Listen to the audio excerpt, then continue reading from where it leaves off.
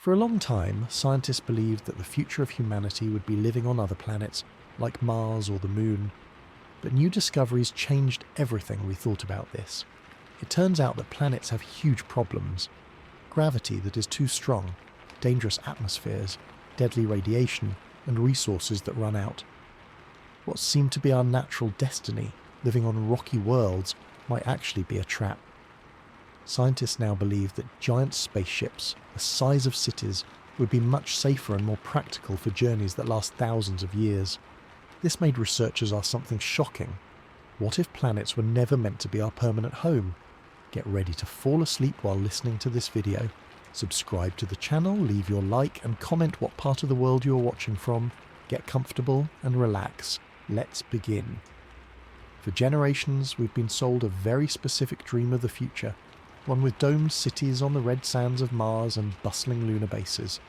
But what if that entire vision is a profound misconception, a planetary hangover from a time before we understood the true nature of space? The real future, the sustainable and logical future for our descendants, isn't about settling on other worlds at all. It's about leaving the very idea of planets behind and becoming a civilization of ships, a species that calls the vast highways between stars its home. This isn't just a minor course correction, it's a complete paradigm shift in how we think about survival, society, and what it means to have a roof over our heads. For decades, the narrative from both science fiction and serious space agencies has been remarkably consistent. Humanity's next step is to become a multi-planet species. Mars has always been the prime candidate, with its day length similar to Earth's and polar ice caps. The Moon is seen as a convenient stepping stone, a nearby outpost. This model is intuitively appealing because it mirrors our entire history. We are, after all, creatures of land. We evolved on a planet, so our imagination naturally leaps to finding another one. It feels like the next logical chapter. Earth, then Mars, then perhaps the moons of Jupiter. This thinking, however, is built on a deeply flawed and limited premise. It assumes that humans fundamentally require a giant spherical ball of rock to call a home, and that our ultimate goal is to replicate the conditions of our birth planet across the galaxy. The 20th century was the century of the planetary dream. The 21st is proving to be the century of its polite but firm dismantling.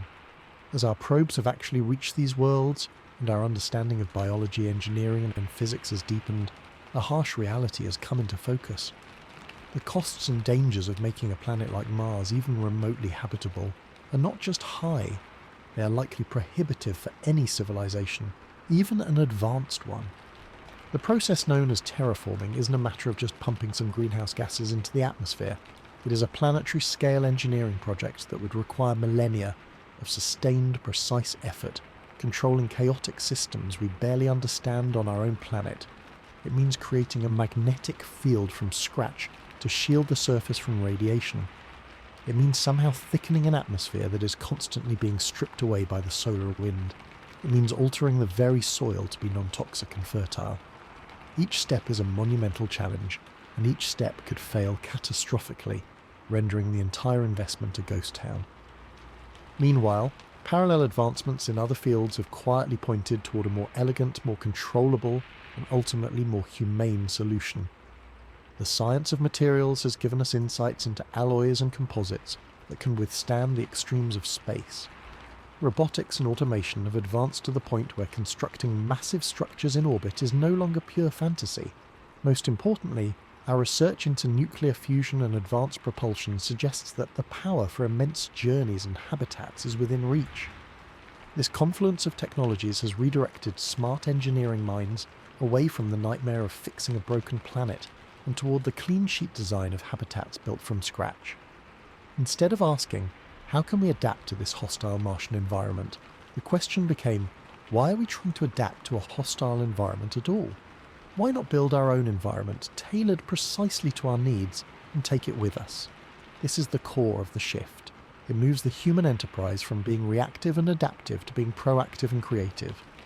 We stop looking for a new Earth and start building a new home that has never existed before. Consider the fundamental advantages of a constructed Starship habitat over any planetary surface. The first and most obvious is gravity. A planet's gravity is a fixed law. You cannot dial it up or down. Mars has about 38% of Earth's gravity. The Moon has about 16%.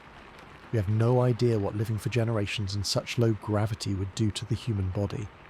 The evidence from microgravity on the International Space Station suggests it would be devastating. Catastrophic bone density loss, muscle atrophy, cardiovascular problems, and potential reproductive issues. On a generational starship, gravity is a utility, not a prison. Using rotation, such as in a classic O'Neill cylinder design, you can simulate Earth gravity perfectly for the main living areas. You could have medical bays with lower gravity for recovery, or industrial zones with specific gravitational needs. You liberate human biology from a single imposed constant. Then there is the issue of atmosphere and radiation. We take our thick, protective atmospheric blanket for granted.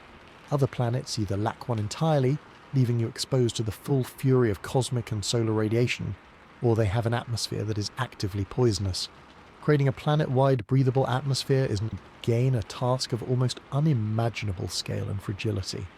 One massive solar flare or geological event could undo centuries of work.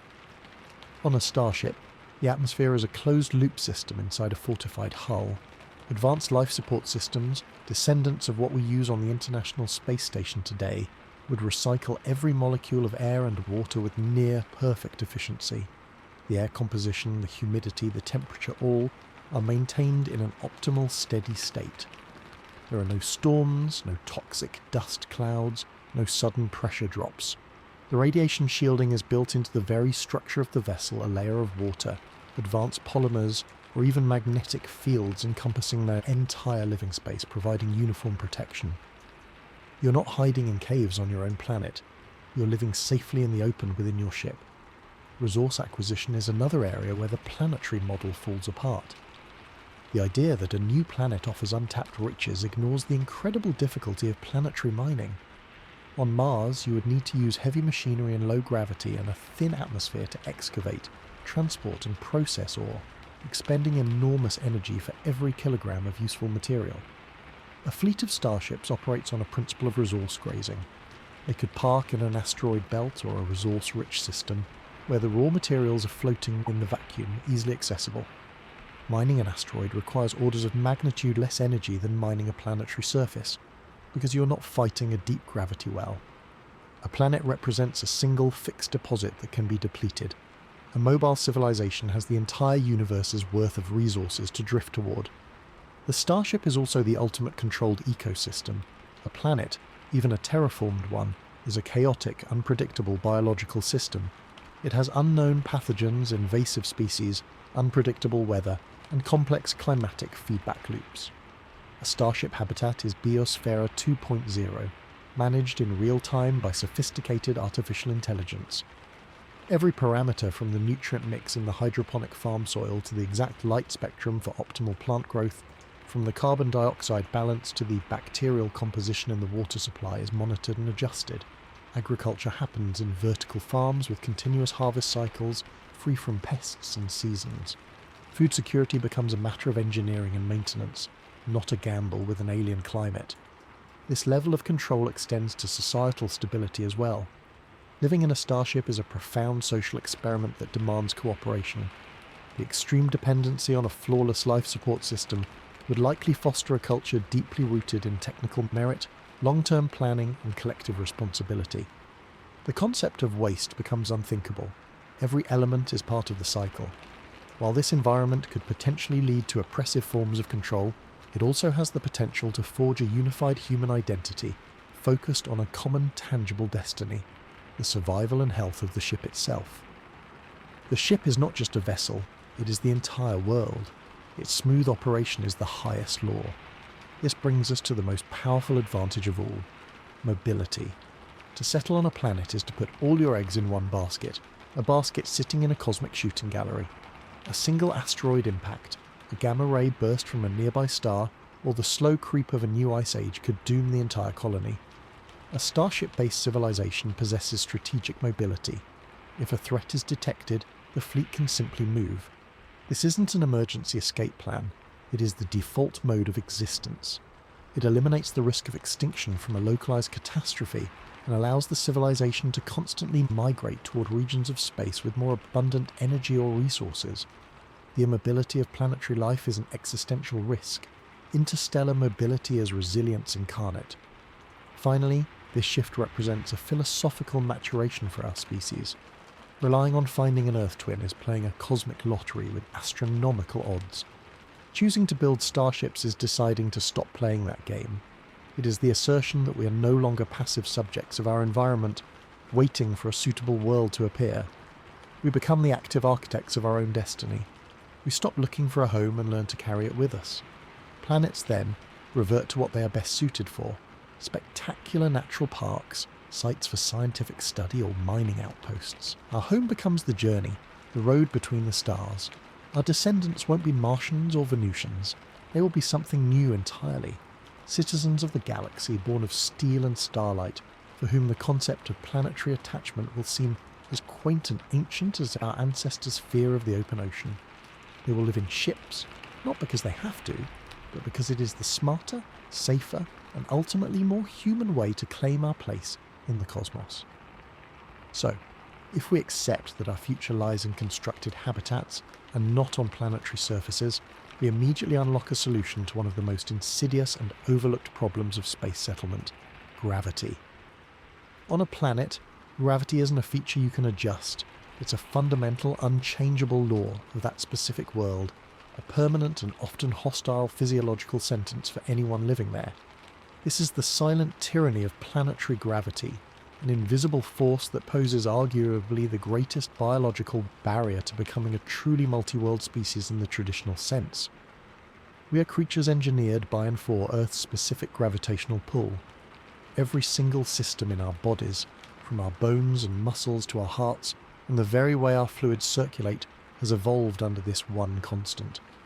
The moment we step onto a world with a different pull, everything goes subtly or catastrophically wrong. Think about the two most common targets for colonization, Mars and the Moon. Mars has about 38% of Earth's gravity. The Moon has a mere 16%. These aren't just numbers on a page. They represent profound unknowns for long-term human health. We have some data from astronauts on the International Space Station, but that's in microgravity, essentially 0G. The effects are severe and well documented. Rapid loss of bone density at a rate of about 1 to 2% per month, which is similar to osteoporosis but accelerated dramatically. Muscle atrophy, especially in the legs and back. Fluids shifting upward toward the head, which can cause vision problems and increased intracranial pressure. And a weakening of the cardiovascular system as the heart doesn't have to work as hard against gravity. Now, imagine those effects, but over years, decades and generations, in a gravity field that is low but not zero. We simply do not know what happens to a human body that develops from conception to adulthood in 38% gravity. Will bones form properly and maintain their strength? Will the heart and circulatory system develop with the correct capacity? Most critically, will human reproduction even be viable? The development of a fetus, the intricate processes of cell division and organ formation are all governed by biomechanical forces, including gravity. A different gravitational constant could lead to catastrophic developmental abnormalities. The idea of raising multiple generations on Mars without a clear understanding of this is an enormous, potentially civilization-ending gamble. We'd be conducting an uncontrolled, irreversible experiment on our own children, and the problem is fundamentally unfixable on a planet. You cannot turn a dial and increase Martian gravity. It is what it is. You're forever trapped in a suboptimal, potentially health-destroying environment, and your biology must conform or perish. This is where the Starship habitat paradigm doesn't just offer an alternative, it completely shatters the constraint. In a rotating habitat like a classic O'Neill cylinder or a Stanford torus, gravity is not a law of nature. It is a utility, generated by engineering. It's a product of centrifugal force, where the spin of the structure pushes everything outward against the inner hull, creating the sensation of gravity. The beauty of this is that it is adjustable. The strength of the artificial gravity depends on two things: the radius of the rotating structure and its speed of rotation. By designing the habitat with a large enough radius and a careful rotation speed, you can perfectly mimic Earth gravity. 1.0 g, exactly what our bodies are built for. But the control goes far beyond mere replication. This is the key advantage. Within a large enough starship, You could have different sections with different gravitational settings. The main living and agricultural areas would be at Earth standard. You could have medical and rehabilitation facilities set at a lower gravity to aid recovery from injuries or surgeries, much like aquatic therapy today. You could have industrial or manufacturing modules where processes benefit from microgravity or fractional gravity, allowing for the creation of materials and products impossible to make on Earth. For recreation, you could have zero-G sports arenas or low-G flying chambers. Gravity becomes a tool, spectrum of environments to be utilised, not a single imposed condition to be suffered. This adjustability also provides a crucial answer to the health problems we see in microgravity. Research on generating artificial gravity via short-arm centrifuges for astronauts suggests that even periodic exposure to gravity can mitigate the worst effects. On a generational starship where Earth gravity is the constant norm, the debilitating health crises of planetary low-gravity settlements simply wouldn't exist. The population would remain physiologically terrestrial, their bodies healthy and intact for whatever their future holds, because they brought their correct environment with them. Furthermore, this control extends to the design of the habitat itself. On a low-gravity world, everything from architecture to everyday objects is affected. How do you design plumbing when water flows differently? How do you build structures when the weight of materials is less, but inertia from winds or quakes might act differently? In an artificial gravity habitat, the engineers set the parameters. The gravity is consistent, predictable, and oriented in a single direction, down toward the hull. This makes all aspects of design and daily life intuitively similar to what we know. You pour a drink, it goes down. You walk, you run, you climb stairs, all with the same muscular and skeletal expectations. This normalcy is not a small thing for a society living light years from Earth. It provides a psychological and physical anchor, a deep sense of bodily familiarity in an otherwise utterly alien setting. Contrast this with the experience on a low-gravity planet. Every step would be a bouncing, loping stride. Every movement would feel slightly off, requiring conscious adjustment. Over a lifetime, this constant, subtle wrongness would likely be deeply taxing. The energy required for simple tasks would be different, potentially leading to unexpected fatigue or, conversely, an underuse of certain muscle groups. The Starship habitat eliminates this cognitive and physical dissonance by preserving the gravitational context of our evolution. It's also worth considering the long-term evolutionary perspective. If humanity settled permanently on a low-gravity world, natural selection would begin to act. Over hundreds or thousands of generations, a new human subspecies might evolve, adapted to that specific gravity. They would likely be taller, with more fragile skeletons and weaker muscles by terrestrial standards. The terrifying consequence is that they would then be forever chained to that world. A Martian-born and evolved human might never be able to visit Earth, as the higher gravity would crush them. They would become a planetary subspecies, isolated and biologically specialized. A Starship civilization avoids this fatal branching. By maintaining Earth-standard gravity as the norm across all habitats, humanity remains one coherent biological species.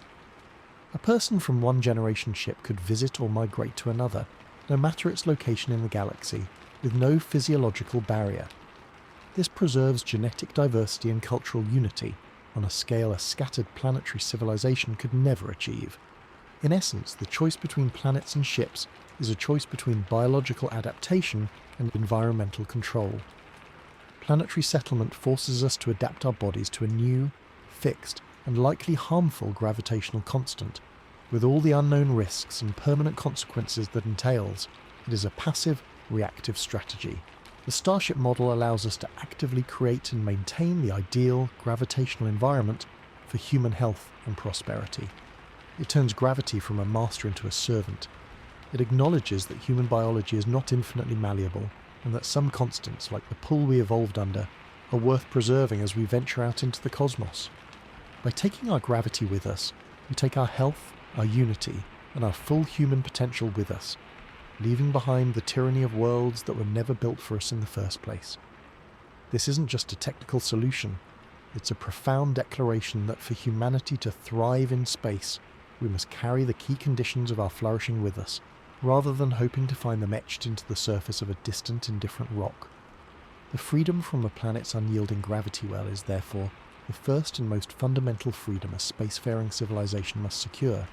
It is the prerequisite for all other ambitions, ensuring that the humans who journey to the stars remain recognisably, healthily, and fully human. Building a habitat with perfectly controlled gravity solves one colossal problem, but it immediately introduces another, equally critical challenge: the air we breathe. On Earth, we enjoy a profound and mostly unappreciated luxury: a thick, protective, and breathable atmosphere that wraps the planet like a perfect blanket.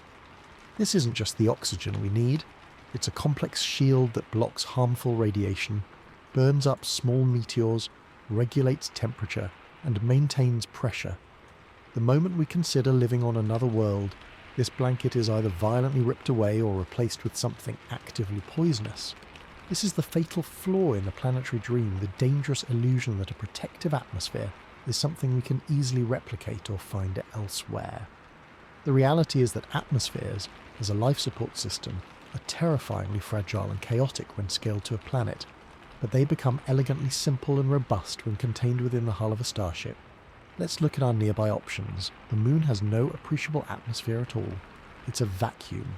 This means no protection from solar and cosmic radiation, no buffering of temperature extremes which swing from blistering heat to deep cold, and no barrier against micrometeorites which hit the surface at full speed. Living on the Moon means living permanently underground or inside perfectly sealed, heavily armoured bunkers, essentially replicating a spaceship but buried under regolith. It's the worst of both worlds. Mars does have an atmosphere, but it's a pathetic and hostile imitation of our own. It's about 1% as thick as Earth's. You could not breathe it. It's 95% carbon dioxide. It offers negligible protection from radiation, and it's constantly being stripped away by the solar wind because Mars lacks a global magnetic field. To live on the surface of Mars, you would still need a full pressurized suit and habitat, and you would be subject to dangerously high radiation doses. Any outdoor activity would be a calculated risk. Venus, often called Earth's twin, presents the opposite nightmare: an atmosphere of pure aggression. Its surface pressure is 92 times that of Earth, equivalent to being nearly a kilometre underwater. The air is a toxic mix of carbon dioxide and sulfuric acid clouds, with surface temperatures hot enough to melt lead. This isn't a habitat, it's a planetary-scale pressure cooker.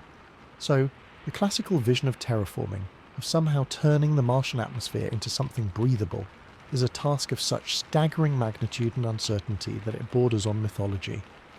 It would require first generating a magnetic field to protect the new atmosphere from being stripped away, a feat of planetary engineering we have no concept of how to begin.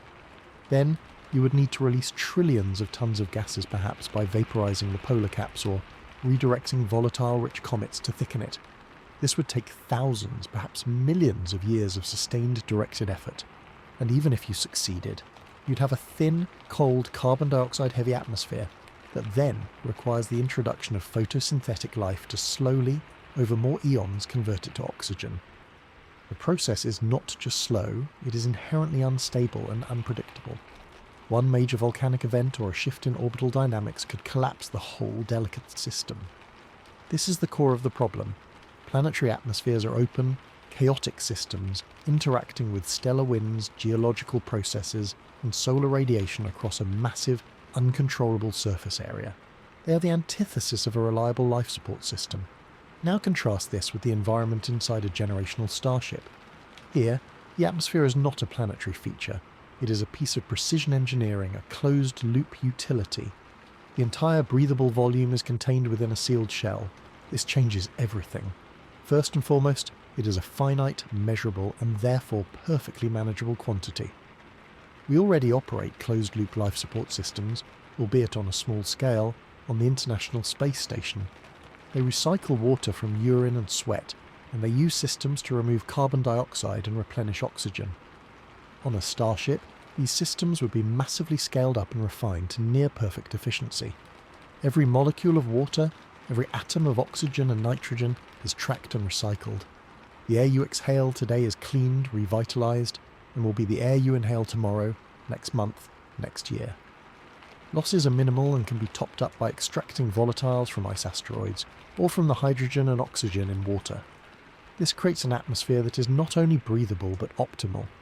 The oxygen percentage can be maintained at an ideal level, trace gases can be filtered out, humidity and temperature are controlled with precision. There are no storms, no dust clouds, no pollen seasons, no unpredictable pollutants. The weather indoors is perpetually pleasant and safe. This level of control extends to the critical function of radiation shielding. On a planet, you rely on the depth of the atmosphere and a magnetic field for protection. On a starship, the hull itself is the shield. The atmosphere inside becomes part of this defensive system. By designing the habitat with a layer of water, fuel, or other hydrogen-rich materials in its structure, or even within the walls of the living areas themselves, you create a barrier that effectively blocks cosmic rays. The very air and water that sustain life also become part of the armour that protects it. This integrated shielding is uniform and total. Unlike on Mars, where you might be safe only deep underground, every single room, every corridor, every park inside the starship is equally protected. You can live in a spacious, open environment with a sense of safety that no planetary surface without a thick atmosphere and magnetic field could ever offer. Furthermore, the closed system offers absolute biosecurity. On a new planet, you're exposing yourself to an entirely alien ecosystem, no matter how barren it seems. Martian dust is not just dirt, it's a fine, abrasive powder rich in perchlorates, toxic chemicals that can wreak havoc on human biology and machinery. Bringing that into a habitat is a constant contamination risk. In a starship, the biosphere is known, curated, and closed. Every plant, every microbe, every insect is introduced intentionally. There are no unknown pathogens from an alien world, no invasive species that could choke the agricultural systems. Disease control is vastly simpler in such an isolated environment. Quarantine can be absolute. The psychological aspect is also worth considering. A planetary atmosphere, even a terraformed one, would have its own rhythms and dangers. The sky might be a perpetual pinkish haze, storms might rage, the air might always be thin and cold. It would constantly remind you that you're on an alien, marginally hospitable rock. Inside a starship, the atmosphere is part of a human-made paradise. The sky could be a projected image of Earth-like clouds and blue hues, or a breathtaking vista of the galaxy streaming by. The air is always fresh, always the right temperature and pressure. It provides a profound sense of environmental normalcy and security, a bubble of terrestrial familiarity in the infinite black. This control also translates to incredible efficiency. On a planet, maintaining atmospheric pressure in a habitat means your structures are constantly fighting against the difference between inside and outside pressure. On Mars, your domes are pressurized vessels pushing outward against near vacuum. A single breach is a catastrophic, explosive decompression event. On a starship in the vacuum of space, the pressure differential is the same, but the design is holistic. The entire hull is engineered for this from the start. More importantly, because the internal atmosphere is a sealed resource, there is a powerful incentive to perfect recycling and prevent waste. Every gram of oxygen and nitrogen is precious.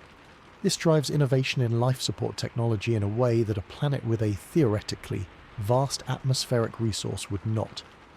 In essence, the choice is between trying to manage an uncontrollable planetary-scale gaseous monster that is either absent, lethal, or impossibly difficult to tame, and designing a small, perfect, and perfectly obedient bubble of air. The Starship approach acknowledges that for a fragile biological organism like a human, the environment must be tailored, controlled, and protected with precision. We cannot hope to find another Earth-like atmosphere, and the task of building one from scratch on a planetary canvas is perhaps the hardest engineering challenge imaginable. But building a small one, contained within a vessel we also control, that is technology we are developing right now.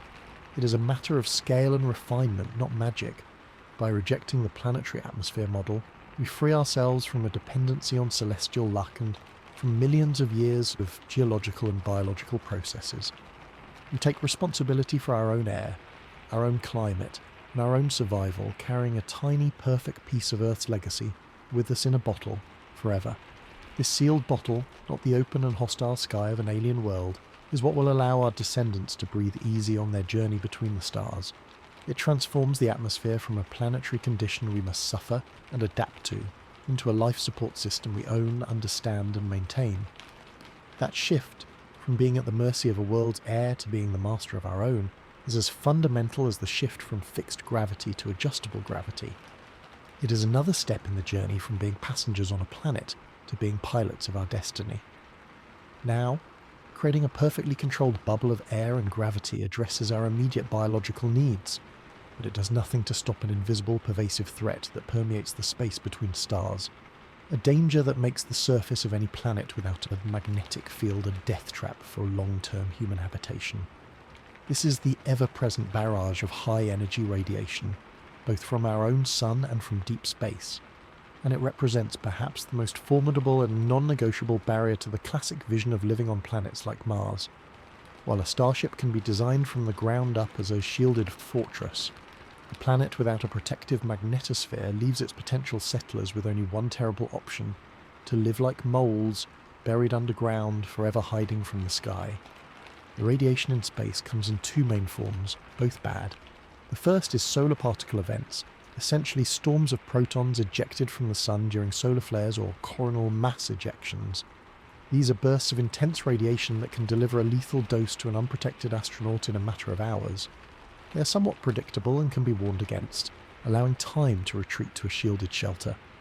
The second, and far more insidious form, is galactic cosmic rays. These are not rays in the traditional sense, but atomic nuclei stripped of their electrons, accelerated to nearly the speed of light by distant supernovae and other cosmic events. They are mostly protons, but they include heavier elements like iron nuclei, often called HCE particles. These particles pack an enormous amount of energy and are extremely penetrating. They're a constant drizzle of high-speed subatomic shrapnel that permeates the galaxy. When one of these particles slams into the hull of a spacecraft or into the body of an astronaut, it doesn't just deposit energy like a typical X-ray might. It creates a secondary cascade of radiation, fragmenting into a shower of other particles as it collides with atoms in the hull or in human tissue.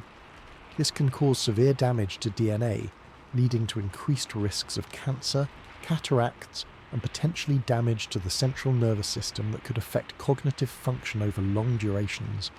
On Earth, we are blissfully shielded from this onslaught by two magnificent features: our thick atmosphere and our planetary magnetic field. The magnetic field deflects the majority of charged particles from the Sun and a significant portion of galactic cosmic rays, funneling them toward the poles where they create the auroras. The atmosphere, a layer of gas equivalent to about 10 meters of water, does the rest of the work, absorbing and scattering the particles that make it through. The result is a radiation environment on the surface that is safe for long-term life. Now, consider Mars. Mars has no global magnetic field.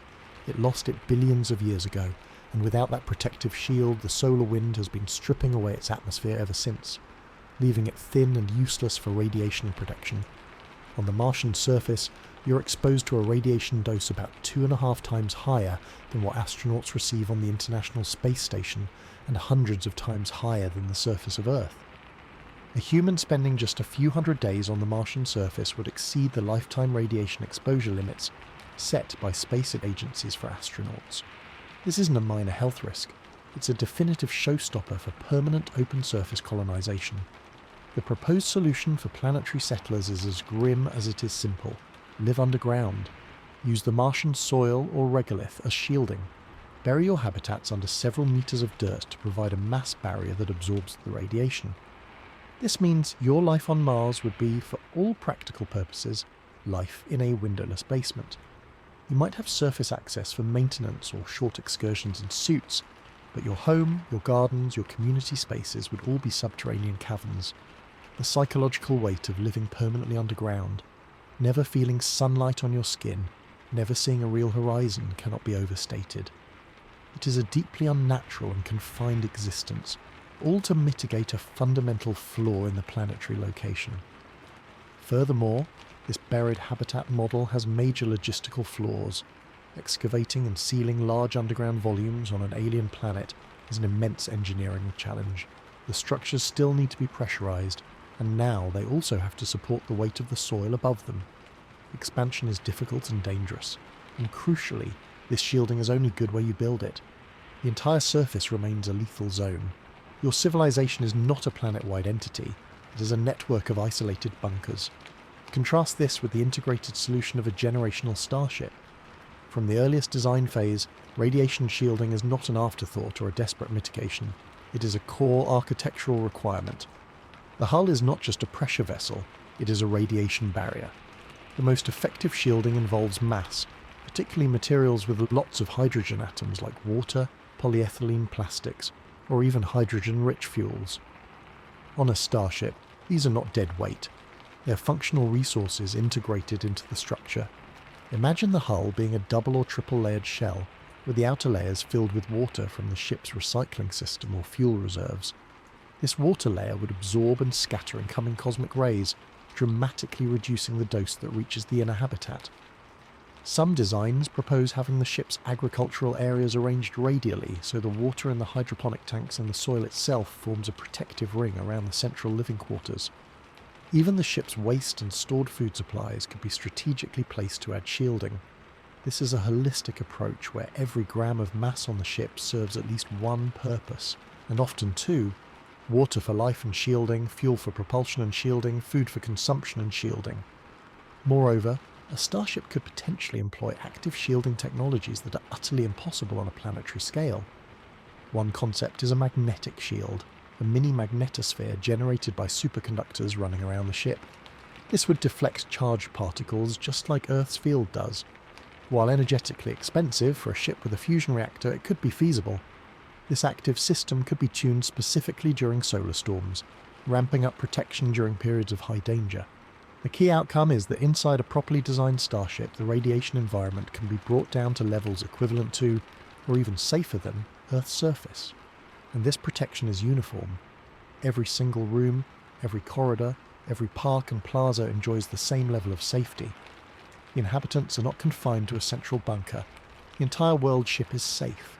They can have large open spaces, windows made of thick radiation-resistant materials, or screens displaying real-time views, and live under the illusion of a normal sky without the corresponding lethal reality.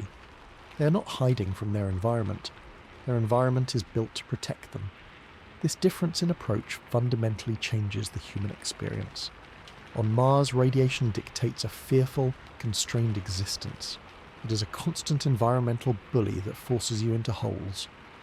On a starship, radiation is a solved engineering problem, a parameter managed and neutralized by design, allowing for psychological and physical freedom within the vessel. The starship becomes a true sanctuary, a portable safe zone in a hostile cosmos. Additionally, the starship's journey itself can be a factor in radiation exposure. While cosmic rays are everywhere, their intensity can vary. Within a solar system, you have the solar wind offering some modulation, but also the risk of solar storms.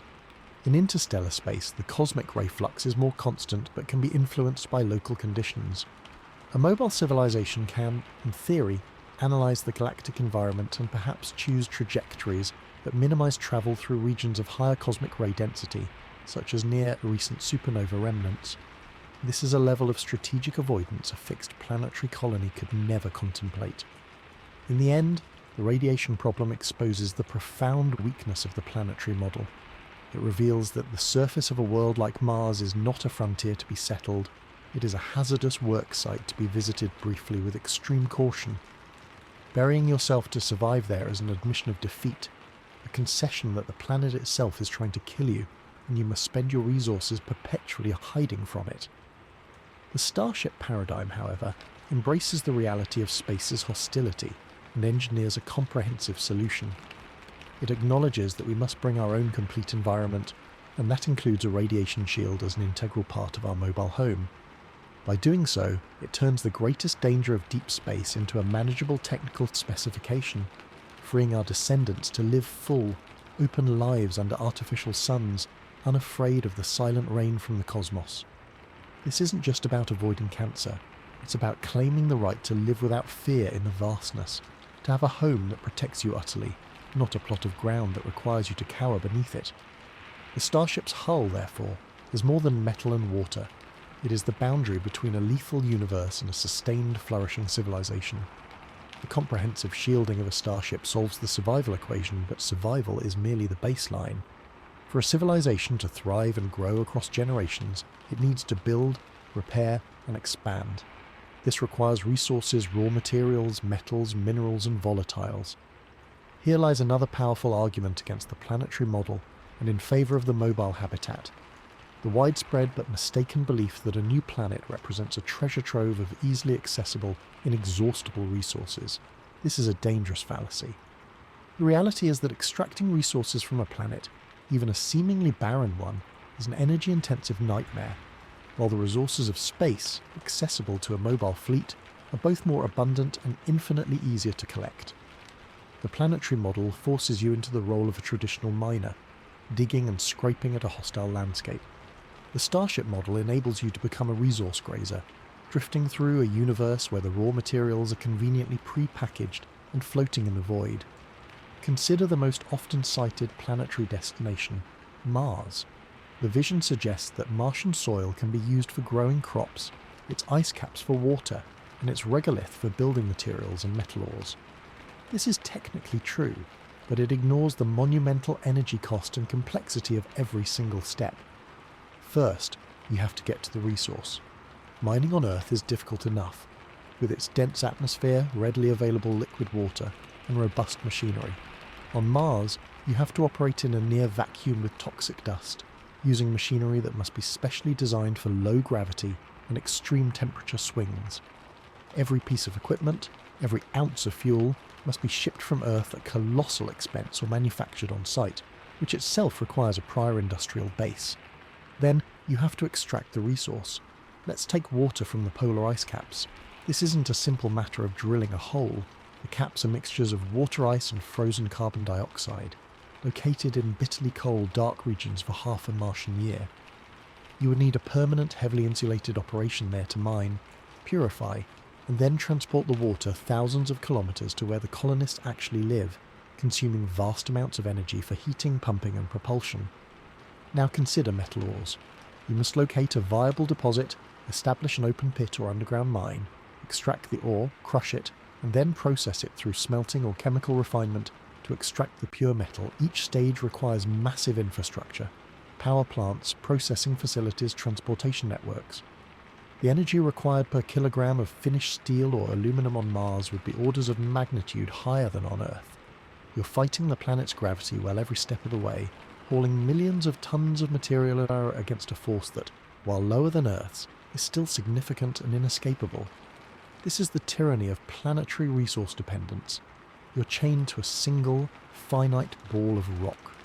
Once you've exploited the easily accessible deposits near your colony, you must go further afield, increasing costs and complexity. The colony's growth is constrained by the local availability of resources, leading to the same kind of geopolitical and economic tensions over mining rights and resource scarcity that have plagued Earth, but on a world with even less margin for error. A Starship-based civilization operates on a completely different economic principle. Its resources are not concentrated in one difficult-to-access planetary ball. They're dispersed in a form that is, paradoxically, far more convenient. Asteroids, comets, and the small moons of gas giants. An asteroid, especially a metallic M-type asteroid, is a literal mountain of pre-processed ore floating in the gentle microgravity of space.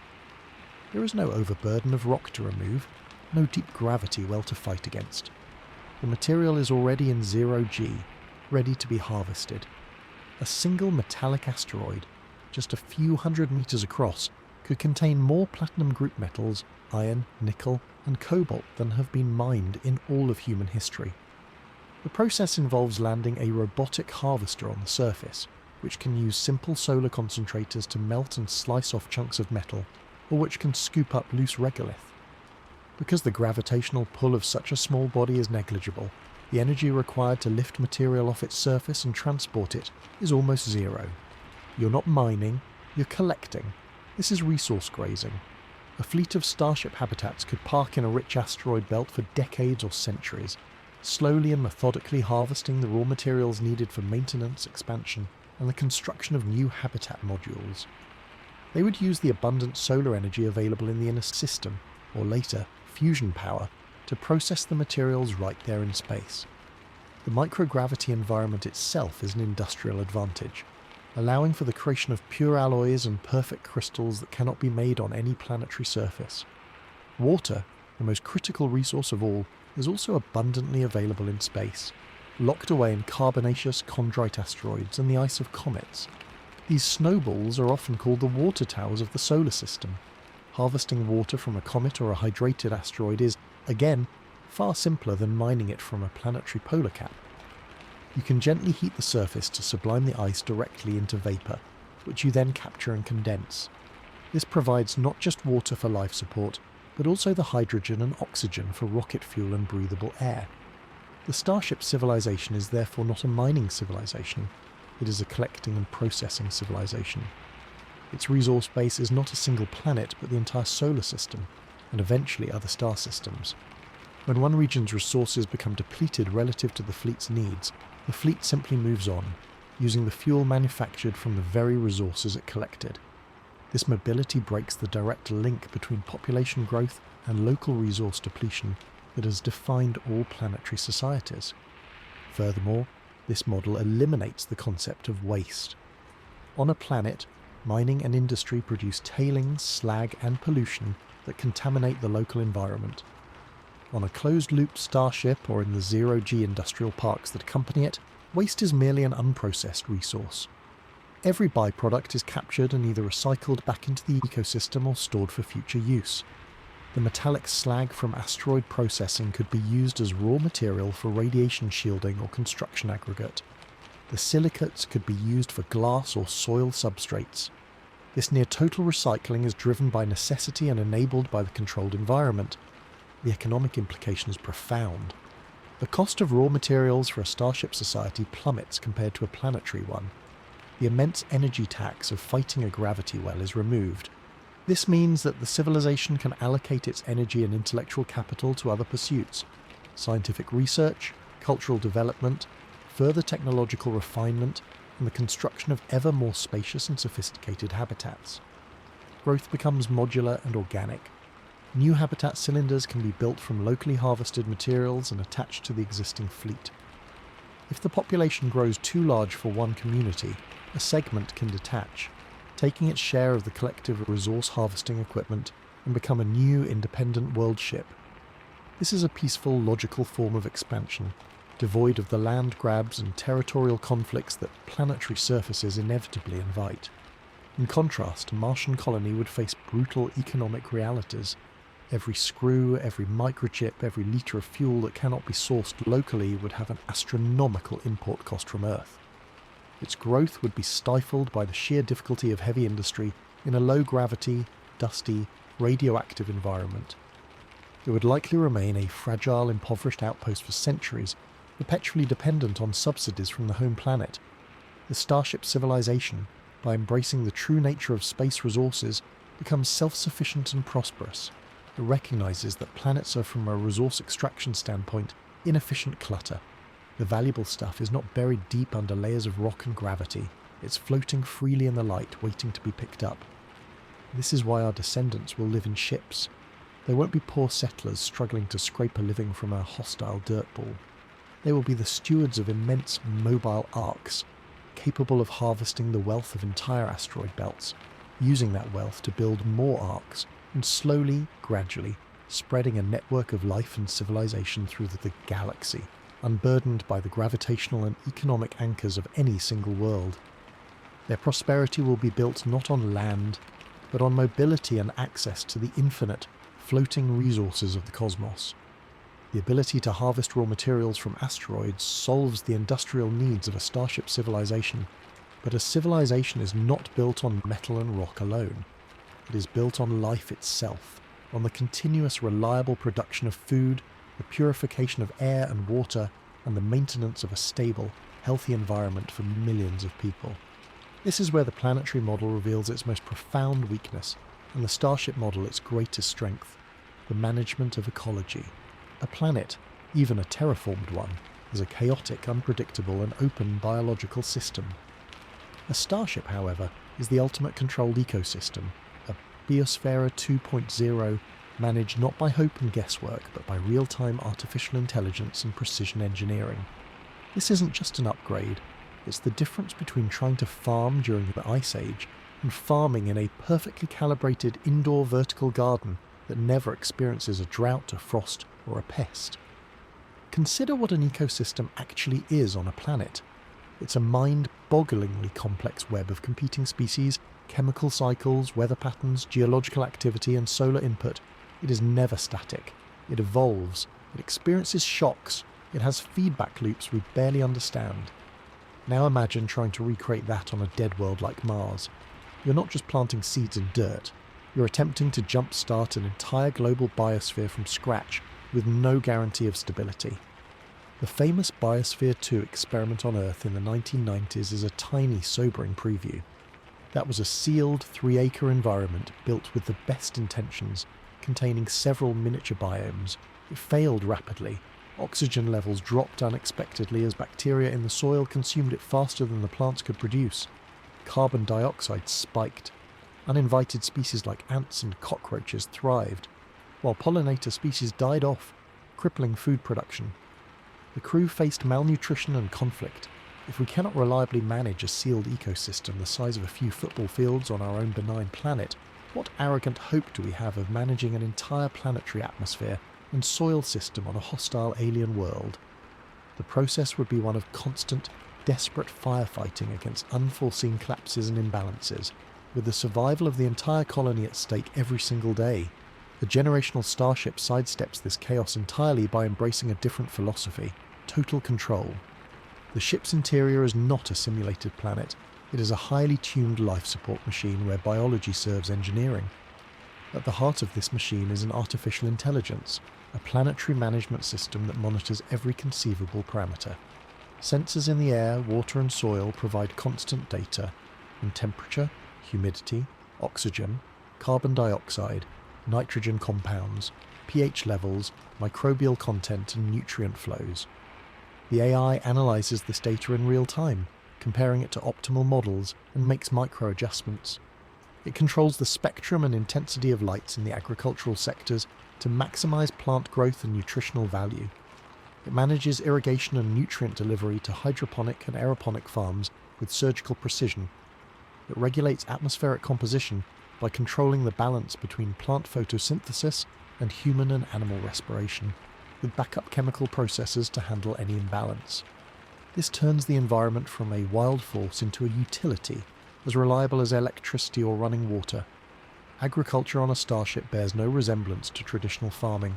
There are no fields, no seasons, no pests, and no weather. Food is grown in multi-tiered vertical farms, stacks of growth trays under tailored LED lighting that provides the exact wavelengths plants need for photosynthesis, wasting no energy on light we see as green. Crops are grown hydroponically or aeroponically, with their roots misted or bathed in a nutrient-rich solution, using a fraction of the water of soil-based agriculture. Growth cycles are continuous and optimized. A head of lettuce might be grown from seed to harvest in 3 weeks instead of 7. Every part of the plant is used, and any inedible biomass is composted or fed into bioreactors to be broken down and returned to the nutrient cycle. This isn't farming, it is biomanufacturing. The yield per cubic meter is hundreds of times greater than even the most efficient Earth-based farm, and it is completely independent of any external climate. Food security becomes a matter of system maintenance, not a gamble with rainfall and blight. Disease and pest control is another area of total supremacy. In a sealed starship, biosecurity is absolute. Nothing gets in or out without strict decontamination protocols. There are no unknown Martian microbes, no invasive seeds blowing in on the wind, no rats stowing away. The insect population is intentionally limited to essential pollinators like certain bees or flies, and perhaps species used for protein production, all carefully managed. If a plant disease or a harmful bacterium does emerge within the closed system, it can be immediately isolated. The affected growth module can be sealed off, sterilized and replanted. The spread is contained by the very architecture of the ship. Contrast this with a planetary settlement, where Martian dust, laden with perchlorates and who knows what else, is constantly being tracked into habitats, and where any breach of a greenhouse could expose crops to alien contaminants. The starship is a sanctuary of known biology. Water and waste recycling achieve a level of efficiency impossible on a planet. Every drop of water is accounted for. Moisture from the air, urine, sweat, and wastewater from sinks and showers is captured. purified through a combination of mechanical filtration, biological processing, and distillation, and returned to the drinking supply or to the agricultural systems. Solid waste is processed to recover nutrients for the soil beds or to be broken down into basic chemicals for industrial use. The goal is near total closure of the metabolic loop. What comes from the environment returns to the environment in a usable form. This creates a circular economy of atoms where very little is ever truly lost, only transformed.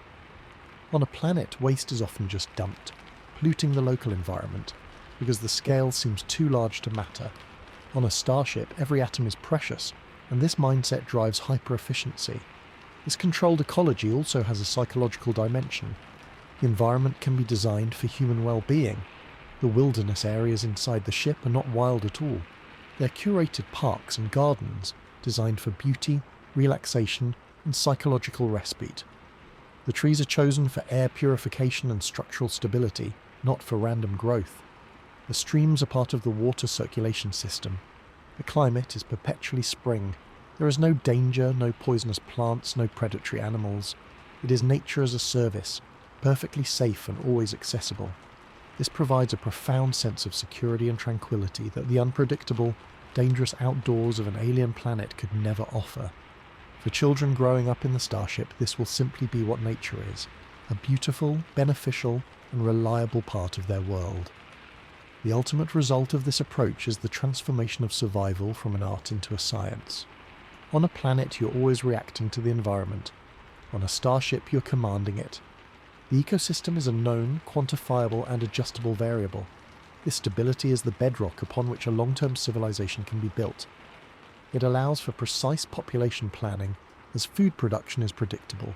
It ensures public health by eliminating environmental vectors for disease.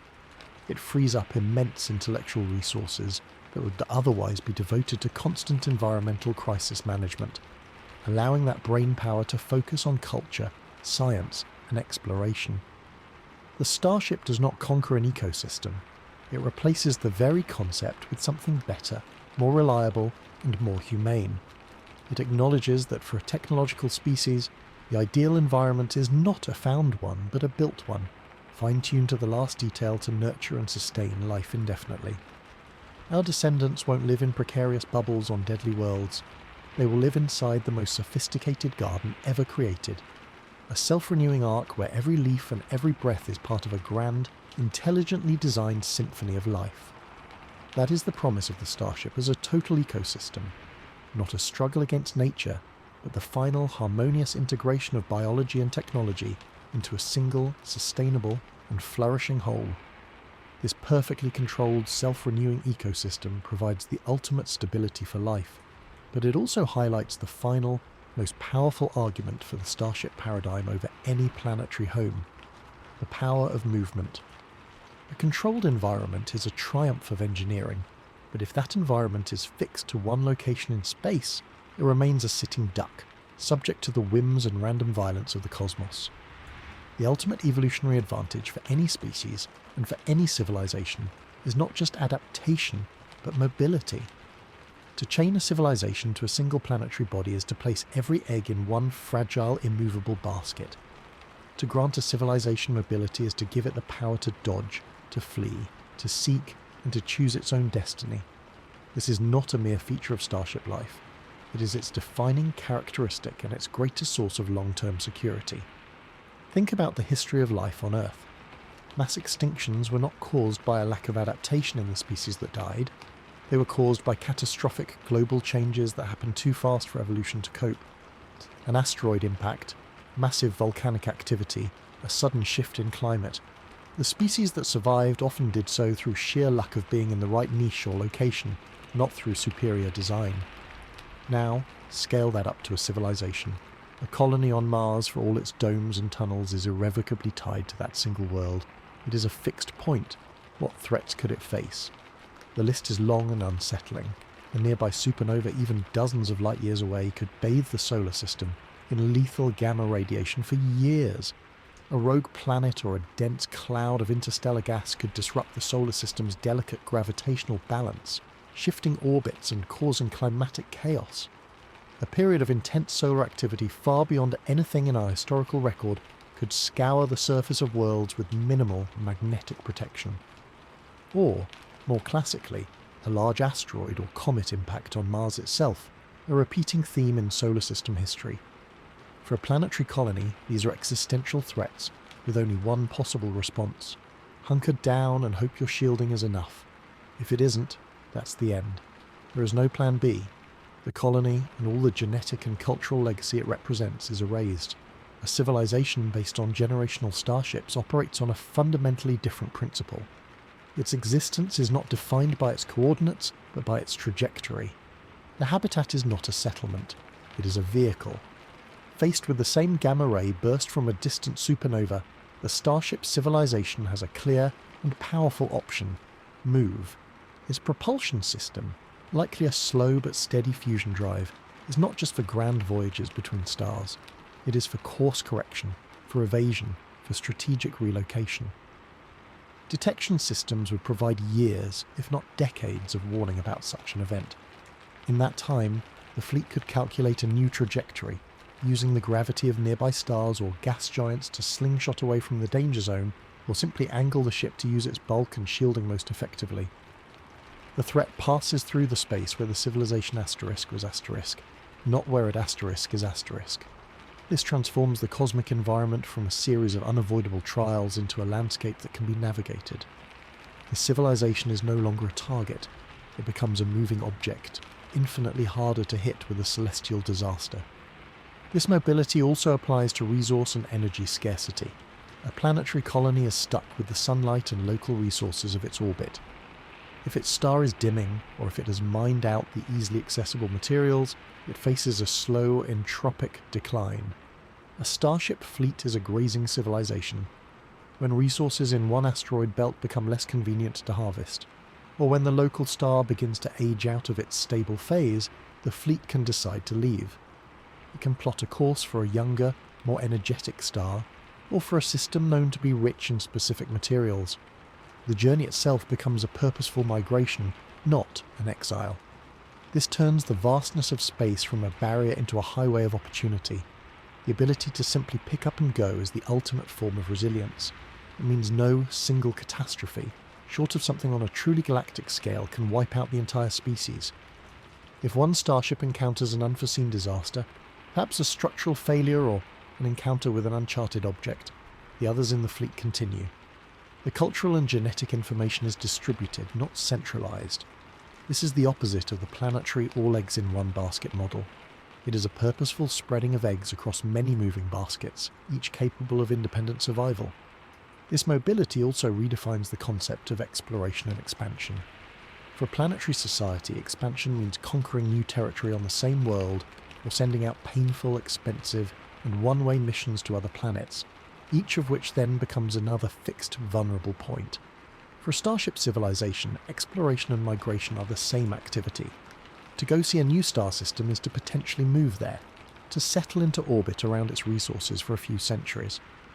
Expansion happens not through the founding of isolated, struggling outposts, but through the gentle fission of the fleet itself. As a community grows within a world ship, it can choose to build a new habitat module. Once built, that new module could remain attached, or it could detach with a portion of the population to become a new independent ship, perhaps choosing a slightly different trajectory within the same stellar neighbourhood. This is a peaceful, organic and safe form of growth. There are no bloody land grabs, no wars over territory, because territory, in the planetary sense, is irrelevant.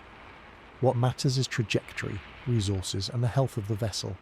This mode of existence cultivates a long-term, strategic mindset that a planetary culture might lack. Planning for a journey that will take centuries requires thinking in terms of generations.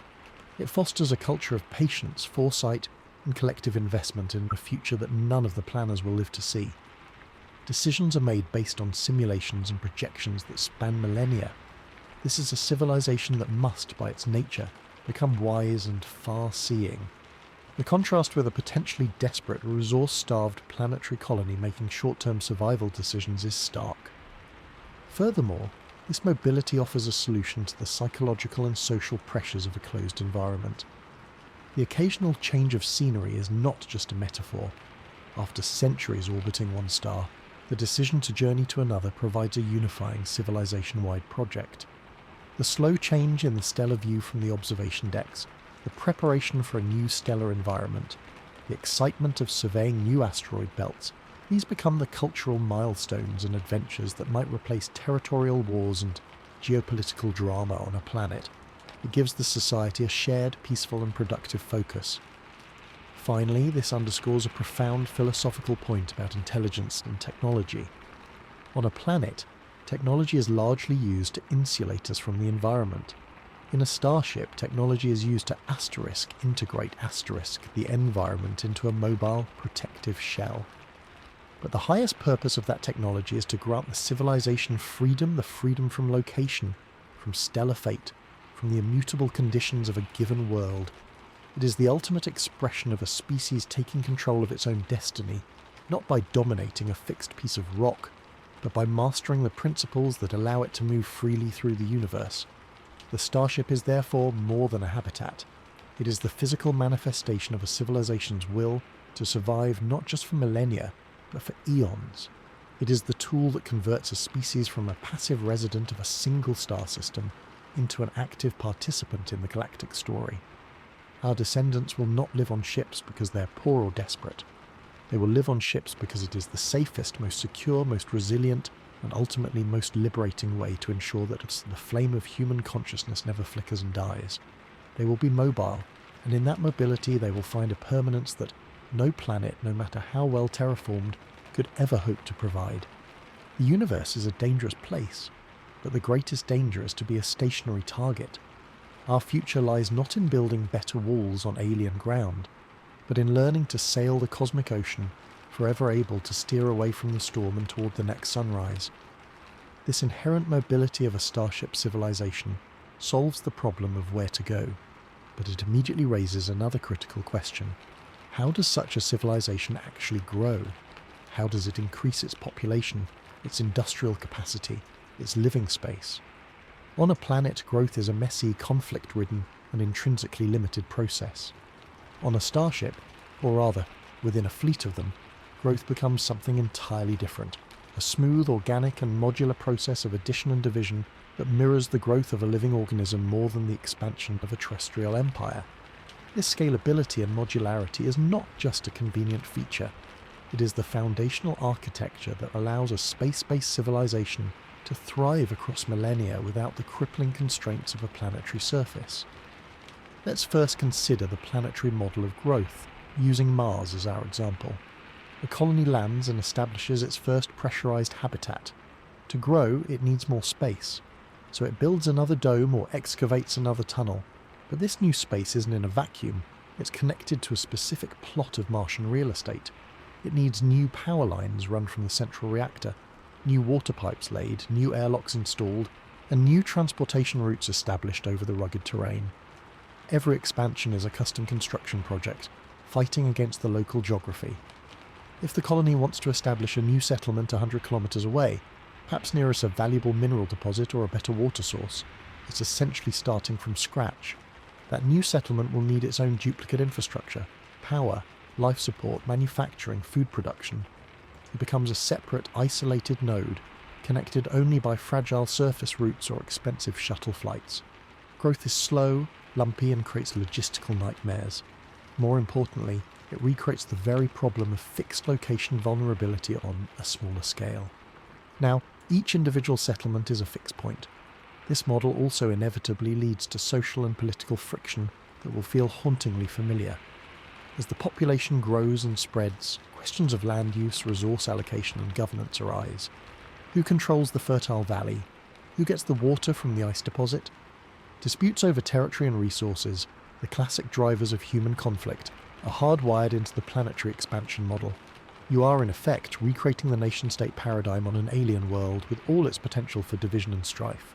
The Starship model operates on a principle of modular aggregation. Imagine the civilization not as a network of settlements on a globe, but as a swarm or a flock. Its basic unit is the habitat module, a self-contained cylindrical or toroidal structure capable of supporting a certain population, perhaps 10,000 or 50,000 people. This module has its own internal ecosystems, power systems, and life support, but it is designed from its inception to connect to others. The physical architecture is built around standardized docking ports and connective tunnels. Growth, then, is as simple as building a new module. This new module is constructed in space, using the resources harvested from asteroids. It doesn't need to fight any terrain. It is assembled in the zero-gravity factory docks that accompany the fleet. Once completed, it is gently maneuvered and attached to the existing cluster of habitats. Its power grid plugs into the network. Its water and air systems link into the larger, though still decentralized, life support web. New agricultural rings can be added to increase food production. New industrial modules can be attached to boost manufacturing.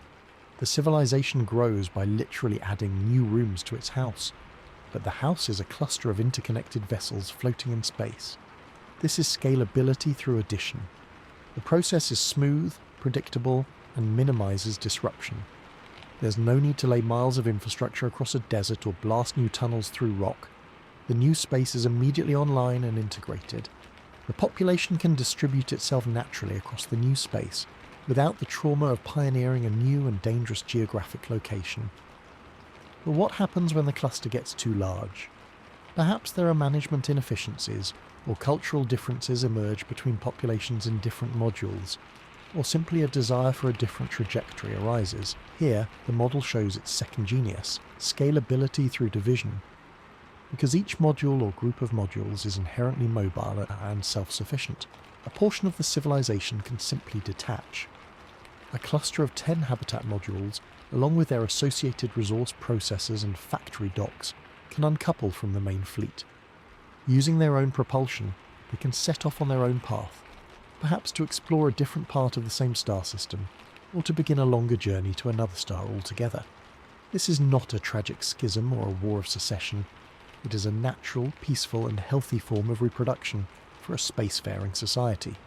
It is how the civilization spreads across the galaxy, not by launching fragile colony ships from a home planet, but by mature, fully functional communities gently parting ways to pursue their own destinies. This modular, cellular structure provides unbelievable resilience. If a catastrophe strikes one module, say a major containment breach, or an uncontainable disease outbreak, that module can be isolated and jettisoned to save the rest. The loss is tragic, but not civilization ending. On a planet, a plague or a dome failure could wipe out everyone in a geographically concentrated area. In a modular fleet, the physical separation between units, even when docked, provides inherent quarantine. This architecture also revolutionizes economics and innovation.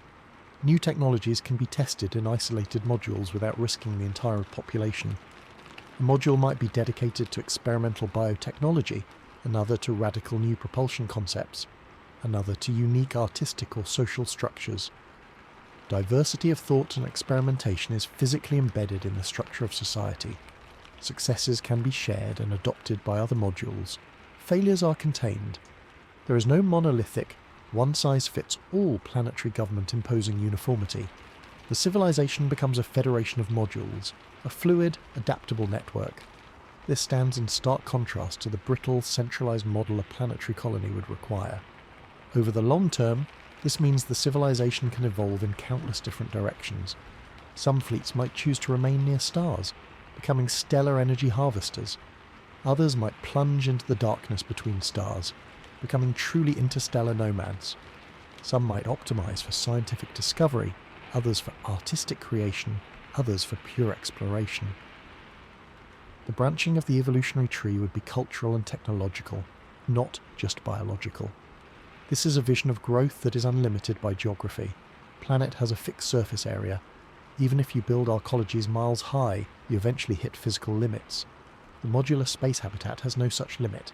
As long as there are raw materials in asteroids and comets to build with, and energy from stars or fusion to power the construction, the civilization can keep adding modules. Its living space is bounded only by the material resources of the galaxy, which are, for all practical purposes, infinite. Our descendants living in such a society would have a completely different relationship with the concepts of home, community, and expansion. Moving to a new neighbourhood might literally mean having your habitat module detached and flown to a different cluster. Starting a new settlement would be an organised, well-resourced project of constructing a new module cluster, not a desperate gamble into the wilderness. The very idea of a border or territory would be nonsensical. What they would have is trajectory, affiliation, and shared resource networks. This modular, scalable, and infinitely adaptable structure is not just a better way to grow, it is the only way a civilization can hope to sustainably expand across the vastness of space without fragmenting into warring planetary factions or hitting a hard ecological ceiling. It is the natural morphology for intelligence that has left the planetary cradle. The Starship is not just a vehicle for travel, it is the seed crystal for a new kind of human society, one that grows not by covering land, but by crystallizing further copies of itself from the raw materials of the cosmos. In this future, growth is not a struggle against a world, it is the peaceful, purposeful assembly of new worlds, one module at a time. The modular and scalable growth of a Starship civilization presents a picture of potentially limitless expansion, but none of it is possible without a foundation of equally limitless energy. You can build all the habitat modules you want, but if you cannot power their life support, their factories, their lights, and their propulsion, they are just cold, dark tombs. This brings us to the core energetic truth that further condemns the planetary model and elevates the Starship paradigm: the profound difference between energy scarcity on a planet and energy abundance in the depths of space. A planetary colony, by its very nature, is an energy-poor entity, trapped on a ball of rock with limited access to power. A Starship civilization, by contrast, is an energy-rich entity, capable of tapping into the fundamental fuels of the universe itself. This isn't a minor advantage. It is the difference between a civilization that struggles to survive and one that thrives and grows without constraint. Let's examine the energy predicament of a planetary colony, again using Mars as our stand-in. On a planet, you are limited to the energy sources available on or near its surface. The most obvious is sunlight, but Mars is farther from the Sun than Earth, receiving only about 43% of the solar energy per square metre. The dust storms that can engulf the planet for months would drastically reduce solar panel output, requiring massive energy storage or backup systems that don't yet exist. Solar power alone would be weak and unreliable for a growing industrial colony. Wind power is a non-starter due to the extremely thin atmosphere. Geothermal energy might be accessible if you drill deep enough near volcanic regions, but that's a speculative and location-specific resource, tying you to one area, so the only other serious option is nuclear power. Here, the planetary model hits another wall. Fission power, like we use on Earth, requires specific radioactive elements like uranium or thorium. You would need to discover, mine, and refine these ores on Mars, replicating an entire nuclear fuel cycle on a new world a staggering industrial undertaking. The fuel, even if found, is a finite depletable resource on that planet. You're back to a mining economy, but for the most critical resource of all. Fusion power, if we ever achieve it, would also require specific fuels like deuterium or helium-3. Their availability on Mars is unknown and likely minimal. The brutal reality is that a planetary colony is energetically stranded. It is stuck with whatever meagre, diffuse, or difficult to extract energy sources happen to exist on its particular lump of rock. Its growth and technological ceiling are directly capped by its energy budget. Every new industrial process, every expansion of living space, every additional ounce of food produced in artificial light is a drain on this limited budget. It is a recipe for a stagnant, precarious society constantly on the brink of an energy crisis. Now, let's shift perspective to the Starship civilization. Its situation is the polar opposite. First, it is mobile, so it is not stuck with the energy conditions of one orbit. It can go where the energy is. But more fundamentally, its design and environment unlock access to the most potent and abundant energy source conceivable: nuclear fusion. The fuel for the most straightforward fusion reaction, deuterium and tritium, or even better, deuterium and helium-3, is not found in convenient concentrations on rocky planets, but it is abundant in the universe at large. Deuterium, a heavy isotope of hydrogen, was forged in the Big Bang and is found in all water. In the oceans of gas, giant planets like Jupiter and Saturn, and in the ice of comets and asteroids, there are unimaginable reserves. Helium-3, an ideal but more elusive fusion fuel, is thought to be deposited by the solar wind and could be mined from the surface regolith of airless moons or asteroids. A starship fleet would not mine for these fuels in the traditional sense. It would collect them. A dedicated fuel harvester craft could skim the upper atmospheres of gas giants, scooping up vast quantities of hydrogen and deuterium, or it could process water ice from comets to extract deuterium. This is a high-yield, low-effort collection process compared to planetary mining. The fusion reactor itself, likely a compact design enabled by the same advanced technology that makes the Starship possible, becomes the beating heart of the civilization. It provides constant, massive power for everything. For propulsion, the reactor heats a propellant like hydrogen to create thrust, enabling the slow but steady acceleration that makes interstellar journeys feasible. For life support, the electricity runs the lights of the vertical farms, powers the water recyclers, and maintains the environmental systems. For industry, it provides the immense heat and electricity needed to process asteroids into building materials. This is a civilization powered by starlight, not the weak photons that reach a planet's surface, but the bottled essence of stellar power itself, fusion, happening safely within its own engines. Furthermore, the Starship's environment in space provides a constant bonus. It is cold. The background temperature of space is only a few degrees above absolute zero. This means any heat-generating process, like a reactor or an industrial plant, has a perfect infinite heat sink just outside the hull.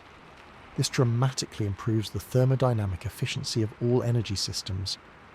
On a planet, waste heat is a major problem, especially in a sealed dome or underground habitat, requiring complex and energy-intensive cooling systems. In space, you can radiate heat away effortlessly. This makes every watt of generated power more useful, but the energy advantage goes even deeper than just fusion. Consider the simple act of movement. On a planet, moving anything of mass requires fighting gravity and friction. Transporting a ton of ore from a mine to a processing plant consumes fuel. In the zero gravity and vacuum of space, where the Starship civilization operates its industries, moving that same ton of ore requires a minuscule push. The energy savings for transportation and logistics are astronomical, freeing up the fusion power for more valuable tasks. The civilization's energy budget is thus not just large, it is efficiently deployed. This abundance of energy changes everything. It means food production is not limited by available sunlight, but by the space you dedicate to agriculture, and you can dedicate ample space, because you can power the lights to make plants grow anywhere, anytime. It means water purification and recycling can be run continuously at maximum efficiency. It means you can afford the energy for large-scale environmental simulation, like creating day-night cycles and weather patterns purely for psychological benefit. It means you can power sophisticated shields, both for radiation and perhaps for micrometeoroid defense. Energy abundance enables cultural and scientific luxury. A civilization not worried about its next watt can devote vast computational resources to pure science, to art, to deep simulations, and to understanding the universe. The pursuit of knowledge becomes unbounded by power constraints. This creates a positive feedback loop. More energy enables more industry, which can build more habitat modules and more fuel harvesters, which in turn can support a larger population that can maintain and build more fusion reactors. The growth becomes sustainable and exponential, limited only by the availability of fusion fuel in the galaxy, which is, for all intents and purposes, infinite on human timescales. Contrast this with the negative feedback loop of a planetary colony. Limited energy restricts industry, which slows growth and the ability to create better energy infrastructure, locking the society into a precarious equilibrium. The Starship civilization lives in a universe of abundance. The planetary colony lives in a world of scarcity. This fundamental energetic difference is why our descendants will live here on ships. They will not see energy as something to be rationed, fought over, or extracted with great pain from a hostile world. They will see it as something they collect from the gas giants and the comets, a harvest as natural to them as harvesting wheat was to our ancestors. Their fusion reactors will be as fundamental as the hearth was to an ancient home, the warm, central, life-giving heart of their world. They will be citizens of a culture where power is plentiful, and therefore where possibility is limitless. They will have transcended the planetary condition of energy scarcity, not by finding a planet with more resources, but by leaving the planetary concept behind entirely and learning to draw power from the cosmos itself. In the end, the choice is between shivering in a dimly lit dome on a cold rock anxiously counting every kilowatt hour and sailing a well-lit, warm and vibrant arc through the eternal night, powered by the same fires that light the stars. The path of abundance is clear. It leads away from the planet and into the waiting energy-rich embrace of deep space. The immense energy abundance provided by fusion power solves the problem of how to move, but it doesn't solve the problem of where to move to, and more importantly, what to do when you get there. This brings us to a practical logistical reality that often gets glossed over in planetary colonization dreams: the sheer, wasteful inefficiency of distance and gravity within a star system, and the revolutionary efficiency of the Starship's port-to-port philosophy. The planetary model is shackled to a brutal economic and energetic reality called the gravity well. The Starship model, by choosing to live in space permanently, transcends it entirely. This isn't about the romance of the journey, it's about the hard economics of moving mass and how living on a ship eliminates the single most expensive action in spaceflight: landing on a planet and taking off again. Let's break down the logistics of a traditional multi-planet civilization within a single star system, like our own solar system. Imagine Earth is the home world and Mars is the colony. To send supplies or people to Mars, you must first launch them from Earth's surface. This requires a massive rocket to overcome Earth's gravity and achieve orbit. That's one huge energy expenditure. Then, you travel through space to Mars, which takes months. Upon arrival, you must now slow down and land on Mars, fighting its gravity, weaker but still present, and atmosphere, requiring more fuel and complex heavy landing systems. If you want to return to Earth or send Martian resources back, you must repeat the process in reverse. Launch from Mars, travel, then land on Earth. Every single kilogram you lift from a planetary surface consumes an exponential amount of fuel. This is the tyranny of the gravity well. It makes commerce between planets staggeringly expensive and slow. Now, extrapolate this to an interstellar scale. The dream is to travel to another star system and colonize a planet there. So you spend centuries journeying across the void, and upon arrival you face the same problem. You must now decelerate your massive generational ship, enter orbit around a new star, locate a suitable planet, and then somehow land your entire civilization onto its surface. The engineering challenges of landing a city-sized vessel on a planet with unknown geology and atmosphere are beyond comprehension. It would likely be impossible. You'd have to use shuttles to ferry people and materials down, again, fighting a new gravity well with every trip. The entire endeavour negates the efficiency of your long voyage.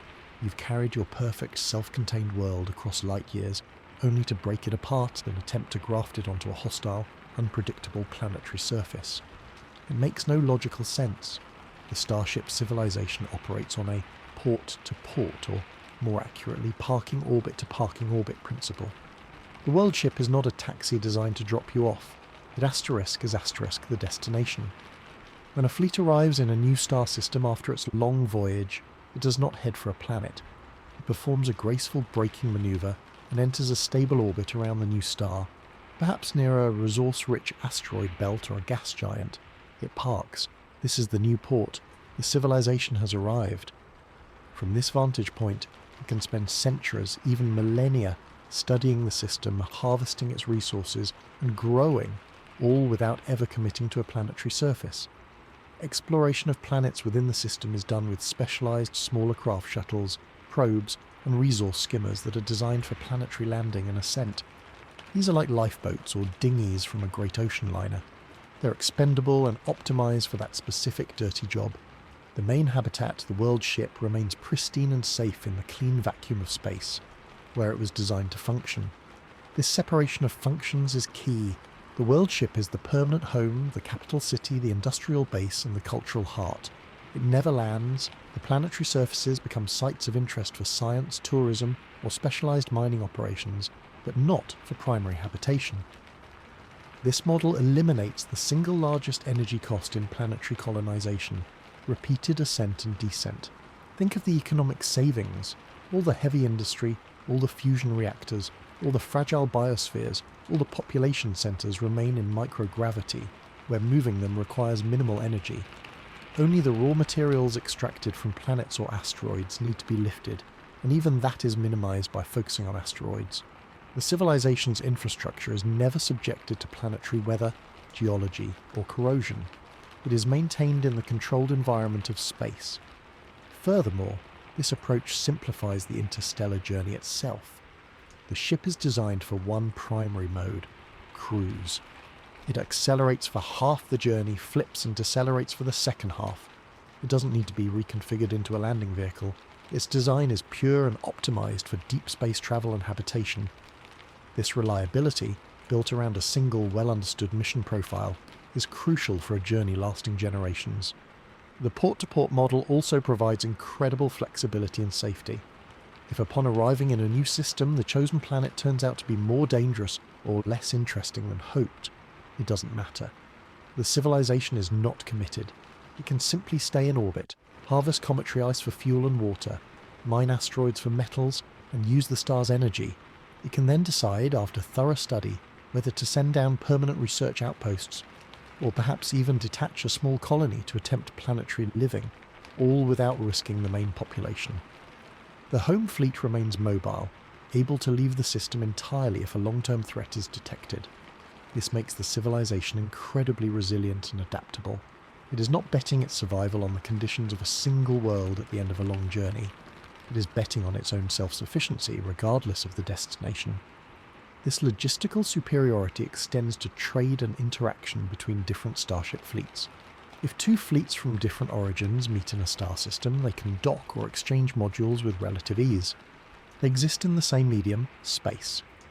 Comparing this to the idea of trade between planetary colonies on different worlds in different star systems is like comparing modern container shipping to trying to exchange goods between mountain villages using donkeys over treacherous passes. The planetary colonies are isolated by the brutal cost of launching anything into orbit. The starship fleets are already there, in the ocean of space, where commerce is as simple as matching velocity and transferring cargo. In essence, the starship philosophy recognizes that planets are terribly inconvenient places for a spacefaring civilization. They're gravity wells that trap resources and demand immense energy to escape. They are weather-prone, geologically active, and biologically chaotic. The port-to-port model sees planets for what they are, interesting islands in the cosmic ocean. You might visit them, study them, even exploit some of their resources, but you don't build your city on them, especially after you've spent ages building the perfect city that can sail the ocean itself. Our descendants will live on ships because it is logistically sane. It turns the entire galaxy into a network of potential ports, each with resources to collect and wonders to observe, without ever having to submit to the draining, dangerous, and limiting process of planetary settlement. They will be a civilization of sailors, not farmers. Their world will be the ship, their ocean the vacuum, and their ports the quiet orbits around 10,000 stars. They will have learned the ultimate lesson of logistics, that in a universe of immense distances, the most efficient base is one that carries its own environment and never, ever stops at the bottom of a hill. The logistical efficiency of a permanent space-based existence solves the problems of movement and resource access, but it introduces the most complex challenge of all, the people themselves. How does human society, evolved on open plains and across continents, adapt to life inside a closed, finite, and utterly dependent environment? This isn't just a change of address. It is a comprehensive sociological and political revolution, forged in the furnace of absolute necessity. The constraints of a starship habitat will not merely influence culture, they will fundamentally redefine it, pushing human organisation toward either unprecedented cooperation or catastrophic collapse, with little room for the messy middle ground we enjoy on Earth. The primary overwhelming factor is the radical transparency and dependency of the life support system. On Earth, if a water main breaks, it's a local problem. If a power plant fails, other grids can compensate. Ecological and economic systems are vast and somewhat buffered. On a starship, there is no buffer. The air you breathe is processed by a specific machine. The water you drink is recycled by a specific loop. The food you eat grows under specific lights. Every critical system has redundancies, but those redundancies are known, finite, and exhaustible. This creates a society where scarcity, not of material goods perhaps, but of systemic margin for error is the dominant reality. There is no a way to throw things. Every action, every resource use, every waste product is tracked because it must be. This level of integration forces a social structure that is likely highly meritocratic and technocratic. The most valued members of society won't be politicians in the traditional sense, but the engineers, life support technicians, fusion reactor physicists, and systems ecologists who keep the literal lights on. Governance would inevitably centre around the management of the ship's systems. Decision-making would be driven by data from the countless sensors monitoring air quality, radiation levels, agricultural output, and reactor stability. A ruling council would likely be composed of the heads of technical departments, hydroponics, atmospheric control, propulsion, medicine. Their authority would derive from their proven expertise in keeping the population alive, not from ideology or popular appeal in a vacuum. Charisma matters less than competence when a mistake can mean a cascade failure in the food supply. This is the essence of a technocracy, ruled by the technically skilled, because the problems of survival are primarily technical. This has profound implications for social mobility and education. Careers would be intensely specialised from a young age, with a strong emphasis on STEM fields. The concept of a useless degree or a purely abstract career might fade, as every role must tangibly contribute to the maintenance of the civilization.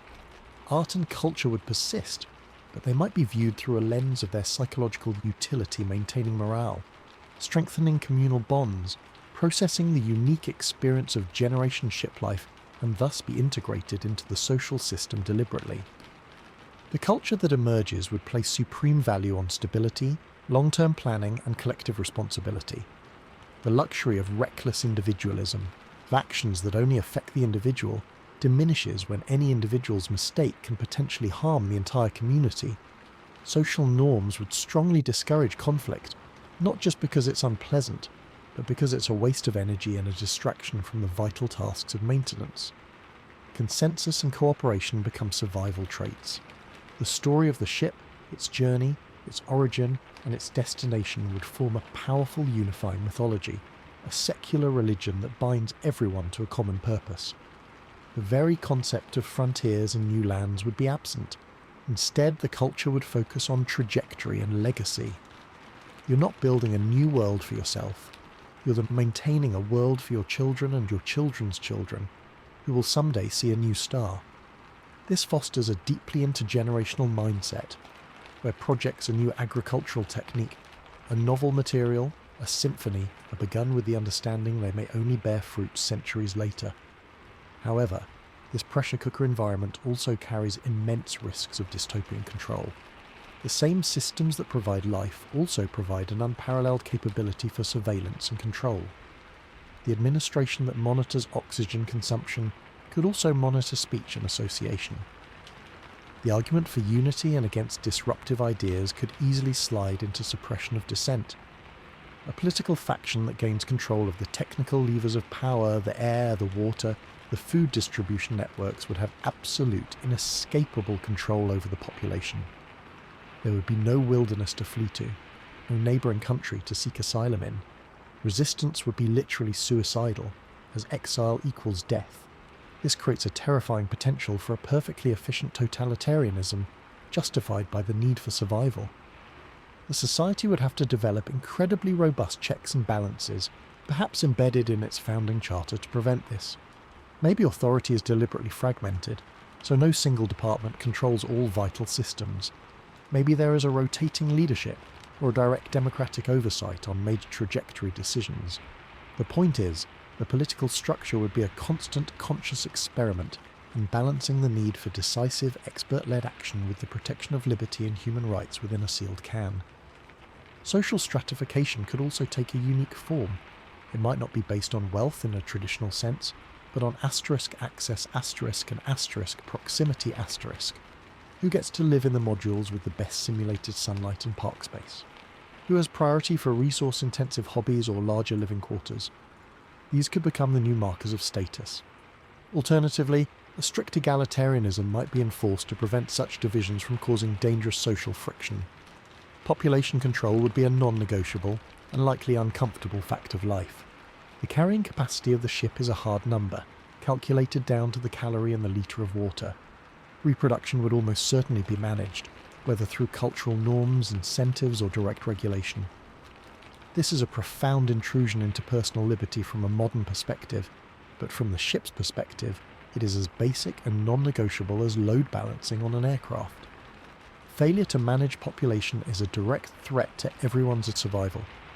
Despite these pressures, this environment could also foster a deeper human unity than ever before. The other is eliminated. There are no foreign nations, no external enemies, unless another starship fleet is encountered. The only us versus them might be our ship versus the lethal void outside. This could dissolve ancient terrestrial prejudices based on race, ethnicity, or former nationality, replacing them with a unified ship identity. The shared tangible destiny and the daily visible interdependence could create a sense of community stronger than any in human history. In the end, the sociology of the Starship is a high-stakes paradox.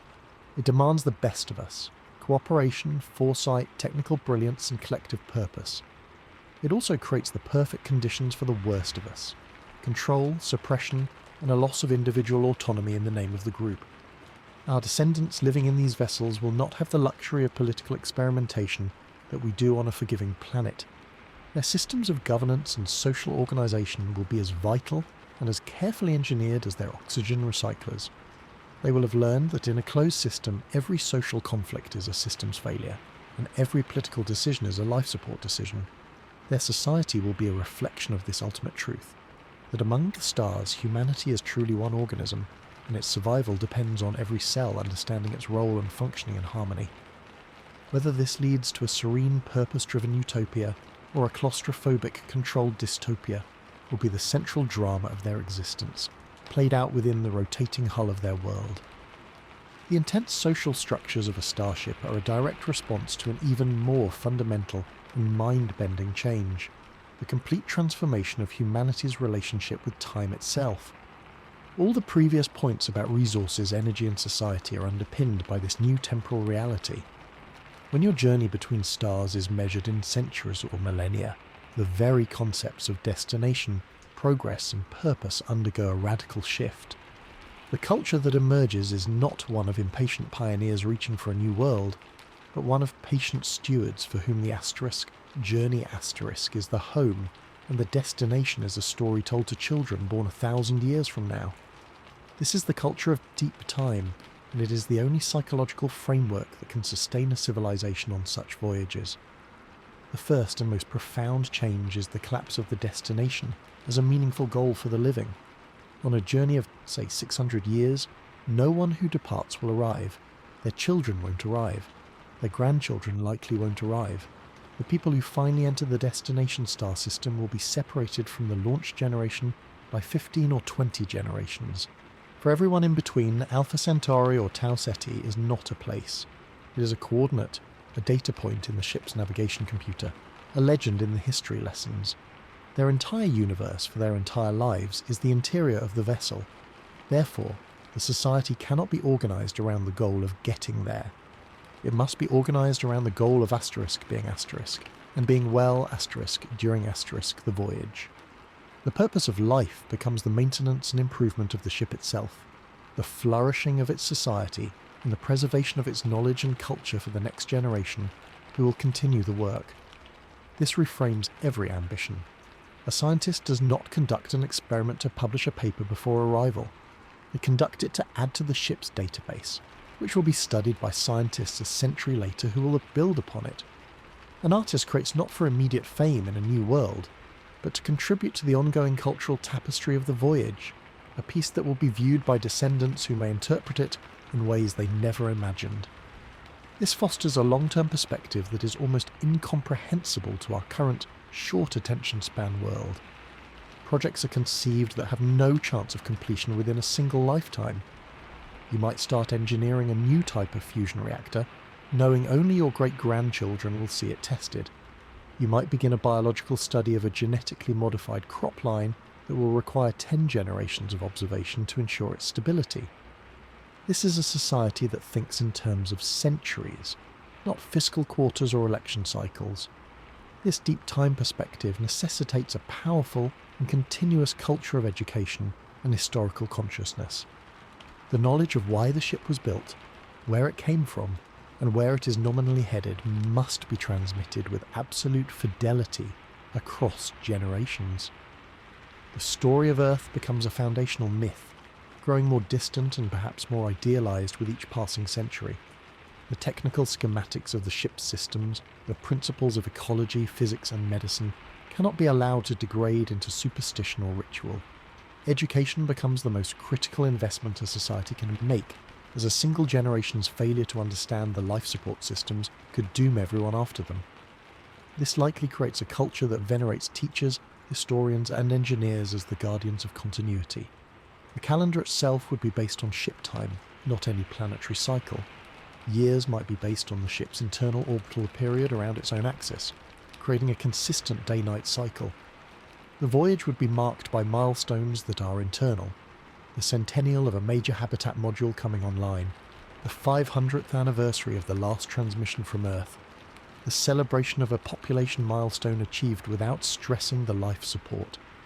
These internal anniversaries replace the external rhythms of seasons and planetary orbits. The psychology of individuals in such an environment is fascinating. They would likely experience a form of temporal claustrophobia, knowing that the world they see is the only world they will ever know, and that their lineage is locked into a predetermined path of a longer than recorded human history. To combat this, the culture would need to provide a powerful sense of agency and meaning within the closed system. Advancement might come from mastering a craft that contributes to the ship's beauty or efficiency. Social status could be tied to contributions to long-term projects. Exploration would be inward into art, science, virtual realities, or the complex social dynamics of the community, not outward across a landscape. The frontier is not spatial, it is temporal and intellectual. There's also the potential for a deep, serene form of contentment, free from the restless, grass-is-greener impulse that drives so much terrestrial behaviour. When there is literally no other place to go, you're forced to make peace with where you are. This could foster incredible cultural depth as generations refine traditions, arts and philosophies within a stable, though artificial environment. Conversely, it could lead to stagnation if the society becomes too inward-looking and loses the spark of curiosity that motivated the journey in the first place. To prevent this, the culture might institutionalize a spirit of cosmic purpose. The narrative would be that they are not just drifting, they are the vital link in a chain of consciousness stretching from Earth to a future among the stars.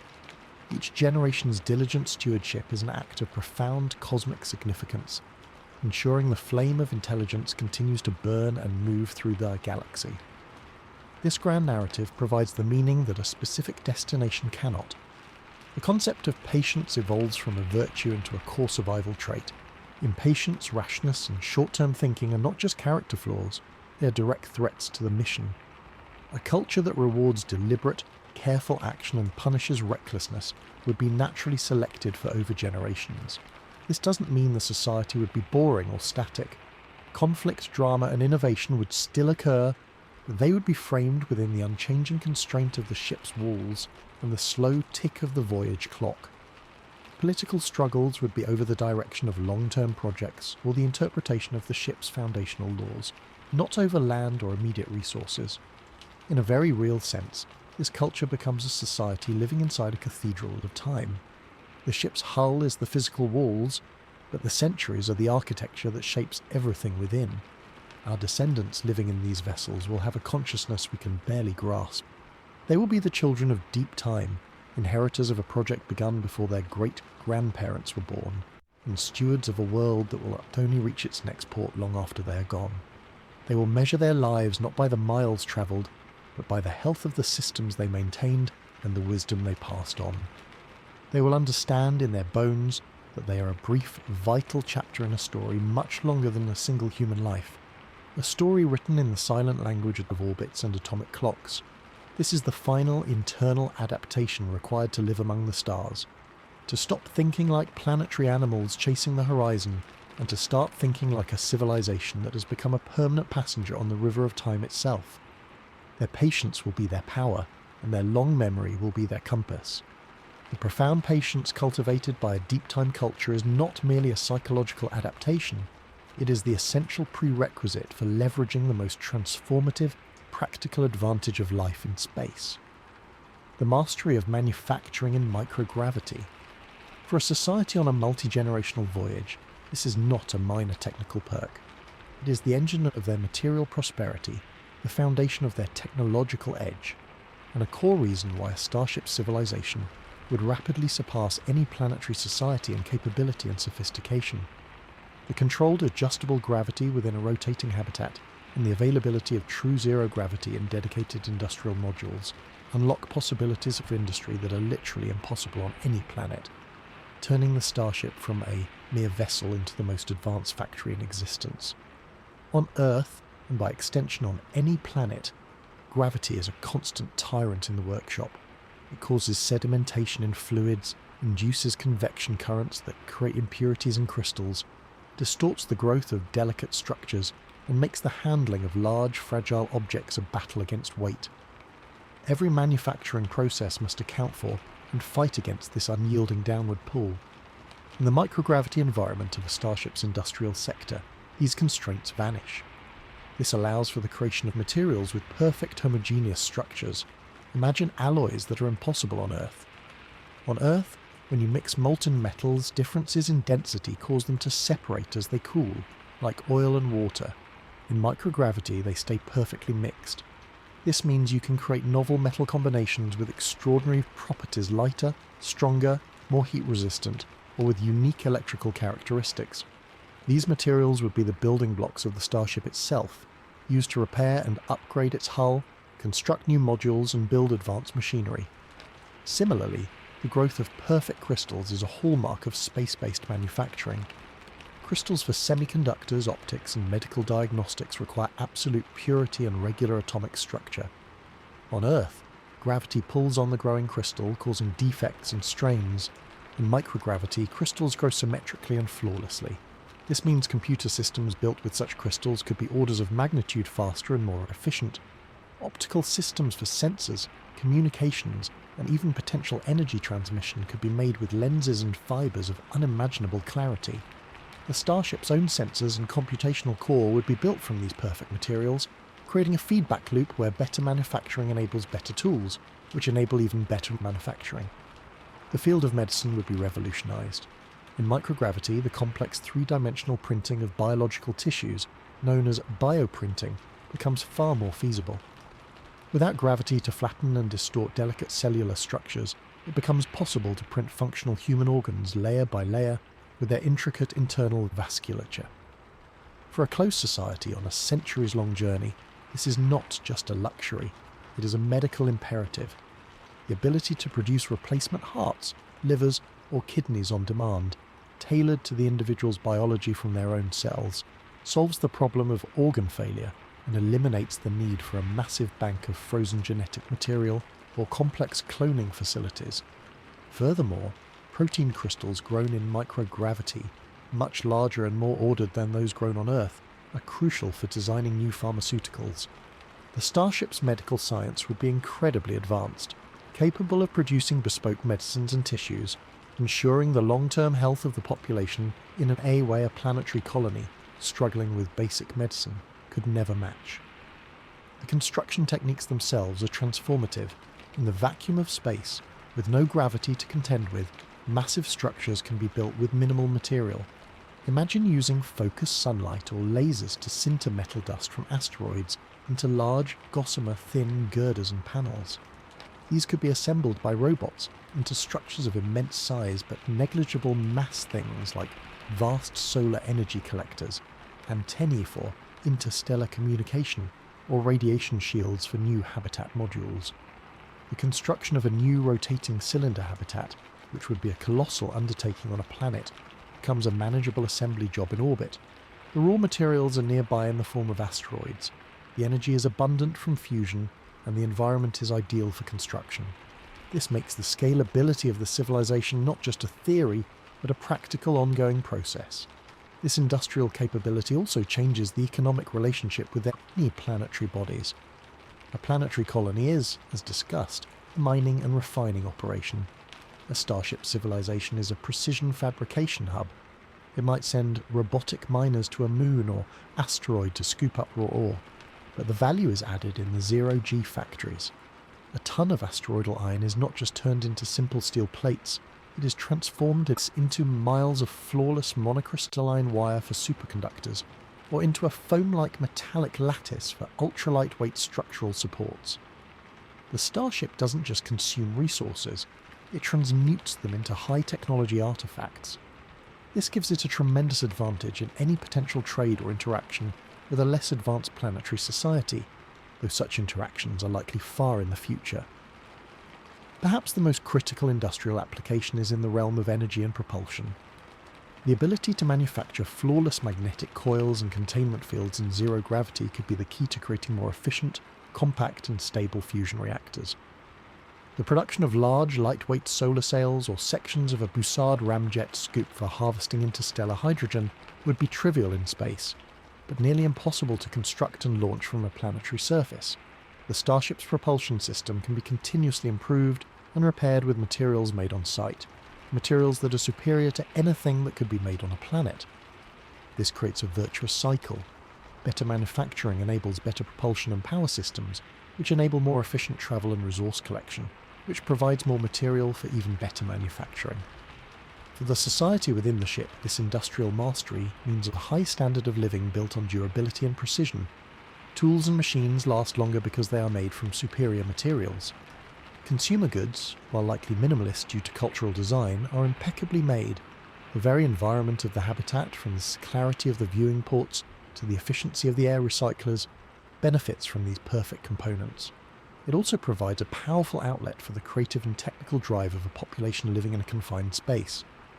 The challenge of designing a new alloy or perfecting a tissue printing process becomes a noble and engaging pursuit, a way to leave a tangible legacy for future generations. In contrast, a Mars colony's industry would be a pathetic echo of Earth's, hampered at every turn by low gravity, dust, and a lack of infrastructure. It would be a struggle to replicate 19th century foundries, let alone 21st century microgravity manufacturing. The Starship civilization, therefore, doesn't just have a technological advantage, it exists on a different industrial plane altogether. Our descendants will live on ships because that is where the future of making things resides. They will be the master artisans of the cosmos, weaving asteroids into miracles of engineering and biology, turning raw space dust into the components of eternity. Their world will not be built on the crude, gravity-hammered products of a planet, but on the perfect, serene constructions born of weightlessness and infinite patience. This industrial supremacy is the material proof of their chosen path, the tangible reward for leaving the planetary forge behind and learning to craft their destiny in the silent, unyielding perfection of the void. The mastery of manufacturing and the serene perfection of microgravity creates an internal environment of unparalleled quality and control, but this very perfection forces a profound external shift in perspective. Living within a Starship habitat doesn't just change how you build things, it fundamentally rewires your perception of the universe, your place in it, and your very definitions of concepts like sky, nature, and home. This is the birth of a cosmocentric perspective, a viewpoint centered on the cosmos itself, which will forever alienate our descendants from the planet-bound, geocentric mindset that has defined all of human history up to this point. For them, the planet will be an abstraction, a historical curiosity, while the galaxy will be their true context. Consider the most basic sensory experience, the sky. On Earth, the sky is a dome above you, a ceiling of blue or black, with celestial objects moving across it. On a planet like Mars, the sky is a pale pinkish dome, a constant reminder of a thin alien atmosphere. In a rotating Starship habitat, the sky is not above you, it is asterisk around asterisk you. If you're standing on the inner surface of a rotating cylinder, the ground curves up on either side and meets overhead. The opposite side of the cylinder is your sky. It might be painted or projected with an image of Earth like clouds and blue, or more likely, with a panoramic, real-time view of the starfield outside, giving the breathtaking illusion that you are standing on a strip of land inside a gigantic, transparent ring floating through this galaxy. Your horizon is not a line where land meets sky, it is a line where the land curves upward and continues. This alone shatters the terrestrial experience. You're not under the sky, you're inside a tube with the universe wrapped around you. The psychological effect is profound. The cosmos is not a distant realm, it is your immediate surroundings. The Milky Way isn't a faint band you look up at, It is a river of light that streams across your entire field of vision from one side of your world to the other. A passing nebula or a nearby star isn't just in the sky, it feels like it is right there, just on the other side of a window. This constant immersive exposure to the raw scale and beauty of the galaxy will create a deep, intuitive cosmocentric awareness. The universe isn't out there, it is the medium in which your home travels. Your nature is equally transformed. On a planet, nature is the wild, uncontrolled ecosystem you are a part of, for better or worse. It is forests, deserts, oceans, weather. In a starship there is no wild nature. Every plant, every insect, every stream and tree is there by design. The parks are meticulously curated ecosystems, optimized for air purification, psychological well-being and aesthetic pleasure. A forest in the ship is a carefully managed collection of compatible species, pruned and tended, with its soil chemistry and humidity precisely controlled. A river is part of the water recycling system, flowing in a closed loop. This is nature as a perfected service. Nature as a garden in the most literal, total sense. For a child born in the ship, this will be what nature means. Something beautiful, beneficial, safe, and utterly dependent on human care. The concept of a hostile wilderness, of a landscape that can kill you with its weather or predators, will be a historical horror story. Their relationship with the biological world is one of stewardship and creation, not of struggle or domination. This reshapes the very idea of home and homeland. For terrestrial humanity, homeland is inextricably linked to a specific piece of geography, a valley, a coastline, a mountain range. It is soil, climate, and a view. For the starship dweller, homeland is the ship itself and by extension the fleet. Their geographic features are the layout of the habitat modules, the central park cylinder, the hydroponic spire, the engineering spine. Their climate is the perpetually spring-like atmosphere maintained by the environmental systems. Their sun is the fusion reactor and the simulated day cycle. Their patriotism is not to a plot of land, but to the integrity of the vessel and the continuity of the community. Their maps are not of continents, but of deck plans and system schematics. This shift from a geocentric to a cosmocentric identity will permeate their culture, philosophy and art. Their foundational stories will not be about founding cities on rivers, but about the launch from Earth and the great voyages. The heroes will be engineers who averted system failures, explorers who braved the hull to make repairs, and historians who preserved the old knowledge. Their art will naturally depict cosmic vistas, the interior landscapes of the ship, and abstract representations of trajectories and orbits. Music might incorporate the rhythms of the ship's machinery or the silent frequencies of the cosmic microwave background. Their sense of time, as discussed, is already cosmic. Their sense of space completes the picture. This cosmocentric view also alters the human relationship with planets. To a starship civilization, a planet is not a homeland, it is a type of object. An interesting, often beautiful, sometimes resource-rich, but fundamentally inconvenient type of object. They might visit them as we visit national parks, with a sense of awe at their grandeur and a slight anxiety at their unpredictable danger. They might mine them for unique resources, but with the attitude of a sailor collecting fresh water from an island spring, not with the intention of staying. The emotional pull of a planetary horizon, the deep longing for a wide open space, might be completely absent, or it might be transformed into a longing for the even vaster openness of the galactic view from an observation deck. This could be the one saudade, the one nostalgic longing they might feel, not for a specific landscape, but for the comforting enclosed perfection of their ship when they are away from it on a risky planetary survey mission. Their entire frame of reference is inverted. We see ourselves on a planet looking out at space. They will see themselves in space, occasionally looking at planets. This is perhaps the ultimate argument for the starship paradigm. It doesn't just change our address, it changes our perceptual and philosophical coordinates. It completes the Copernican revolution that began when we realized Earth was not the center of the universe. Copernicus moved us physically from the center. The starship moves us psychologically from the center. We become in our own minds a galactic phenomenon. This cosmocentric perspective is the final, and perhaps most important, adaptation for a long-term future in space. It provides a stable, empowering identity that is not tied to any temporary fragile rock. It turns the overwhelming scale and emptiness of the universe from a source of terror into the defining characteristic of home. Our descendants will not yearn for a return to a planetary garden. They will be the gardeners of their own arcs, sailing through the greatest garden of all. They will look upon the swirling colours of a nebula not as a distant wonder, but as a landmark on their journey. They will feel a sense of belonging not to a world, but to the stellar community itself. When they speak of home, they will point to the bulkheads around them, and then to the star chart on the wall. They will be citizens of the ship, and the ship is a citizen of the galaxy. This is the profound inner journey that mirrors the outer one, from being creatures of a world to being minds of the cosmos. They will live on ships because that is where this new consciousness is formed, a consciousness that sees planets as picturesque islands in an ocean they have learned to sail, not as cages from which they desperately hope to escape. Their sky will not be a limit but an invitation, and their nature will not be a force to be feared but a creation to be cherished. This is the human future, not as planetary landlords but as galactic wayfarers, finally at home in the universe. The cosmocentric perspective completes a mental and philosophical journey, but it is the culmination of a much more practical and decisive break from our past. This final point is the ultimate summation of all the arguments that came before, the conscious rejection of cosmic luck in favour of cosmic agency.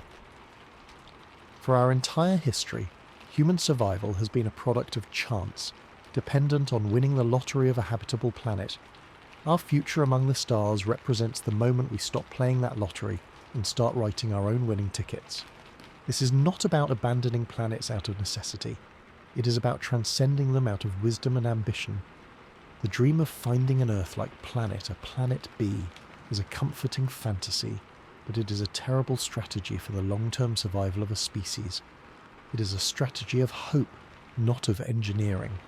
It relies on the infinitesimal probability that within a feasible travel distance, there exists a world with the exact right mass, atmosphere, magnetic field, stellar distance, geological stability and chemical composition to support human life without decades of heroic and likely futile modification. Even if we found one, it would be a unique treasure, a museum piece we would be afraid to touch, not a robust foundation for an expanding civilization. The Starship paradigm is the decision to stop hoping for a miracle and start building a certainty. Instead of searching the galaxy for a home that fits us, we build a home that fits us exactly, and we take it with us. This represents the final maturation of a technological species, the transition from being a passive product of our environment to being the active architect of our destiny. We move from biology to engineering as the primary driver of our future. Consider the analogy of life in the ocean. For eons, marine life adapted to the water. Then, one species learned to build ships. That species did not spend its energy trying to find another ocean that was slightly less salty or had calmer waves. It built vessels that allowed it to travel across any ocean, and indeed to leave the ocean altogether.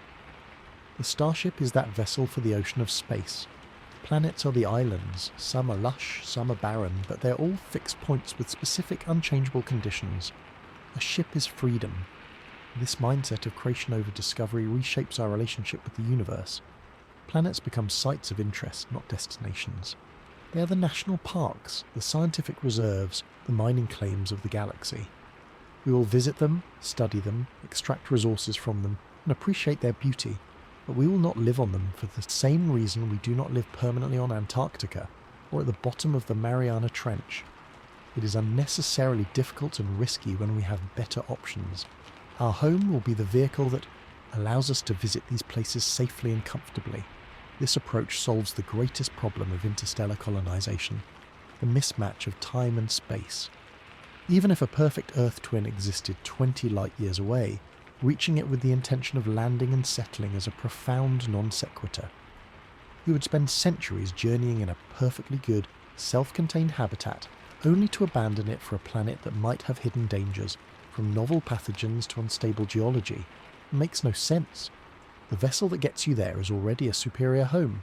Therefore, the destination ceases to be a planet and becomes a stellar region rich in resources. You're not colonizing a world, you're resupplying and expanding your fleet. This is a sustainable, scalable model for galactic civilization. Moreover, building our own habitats grants us something no planet ever could: perfect long-term stability.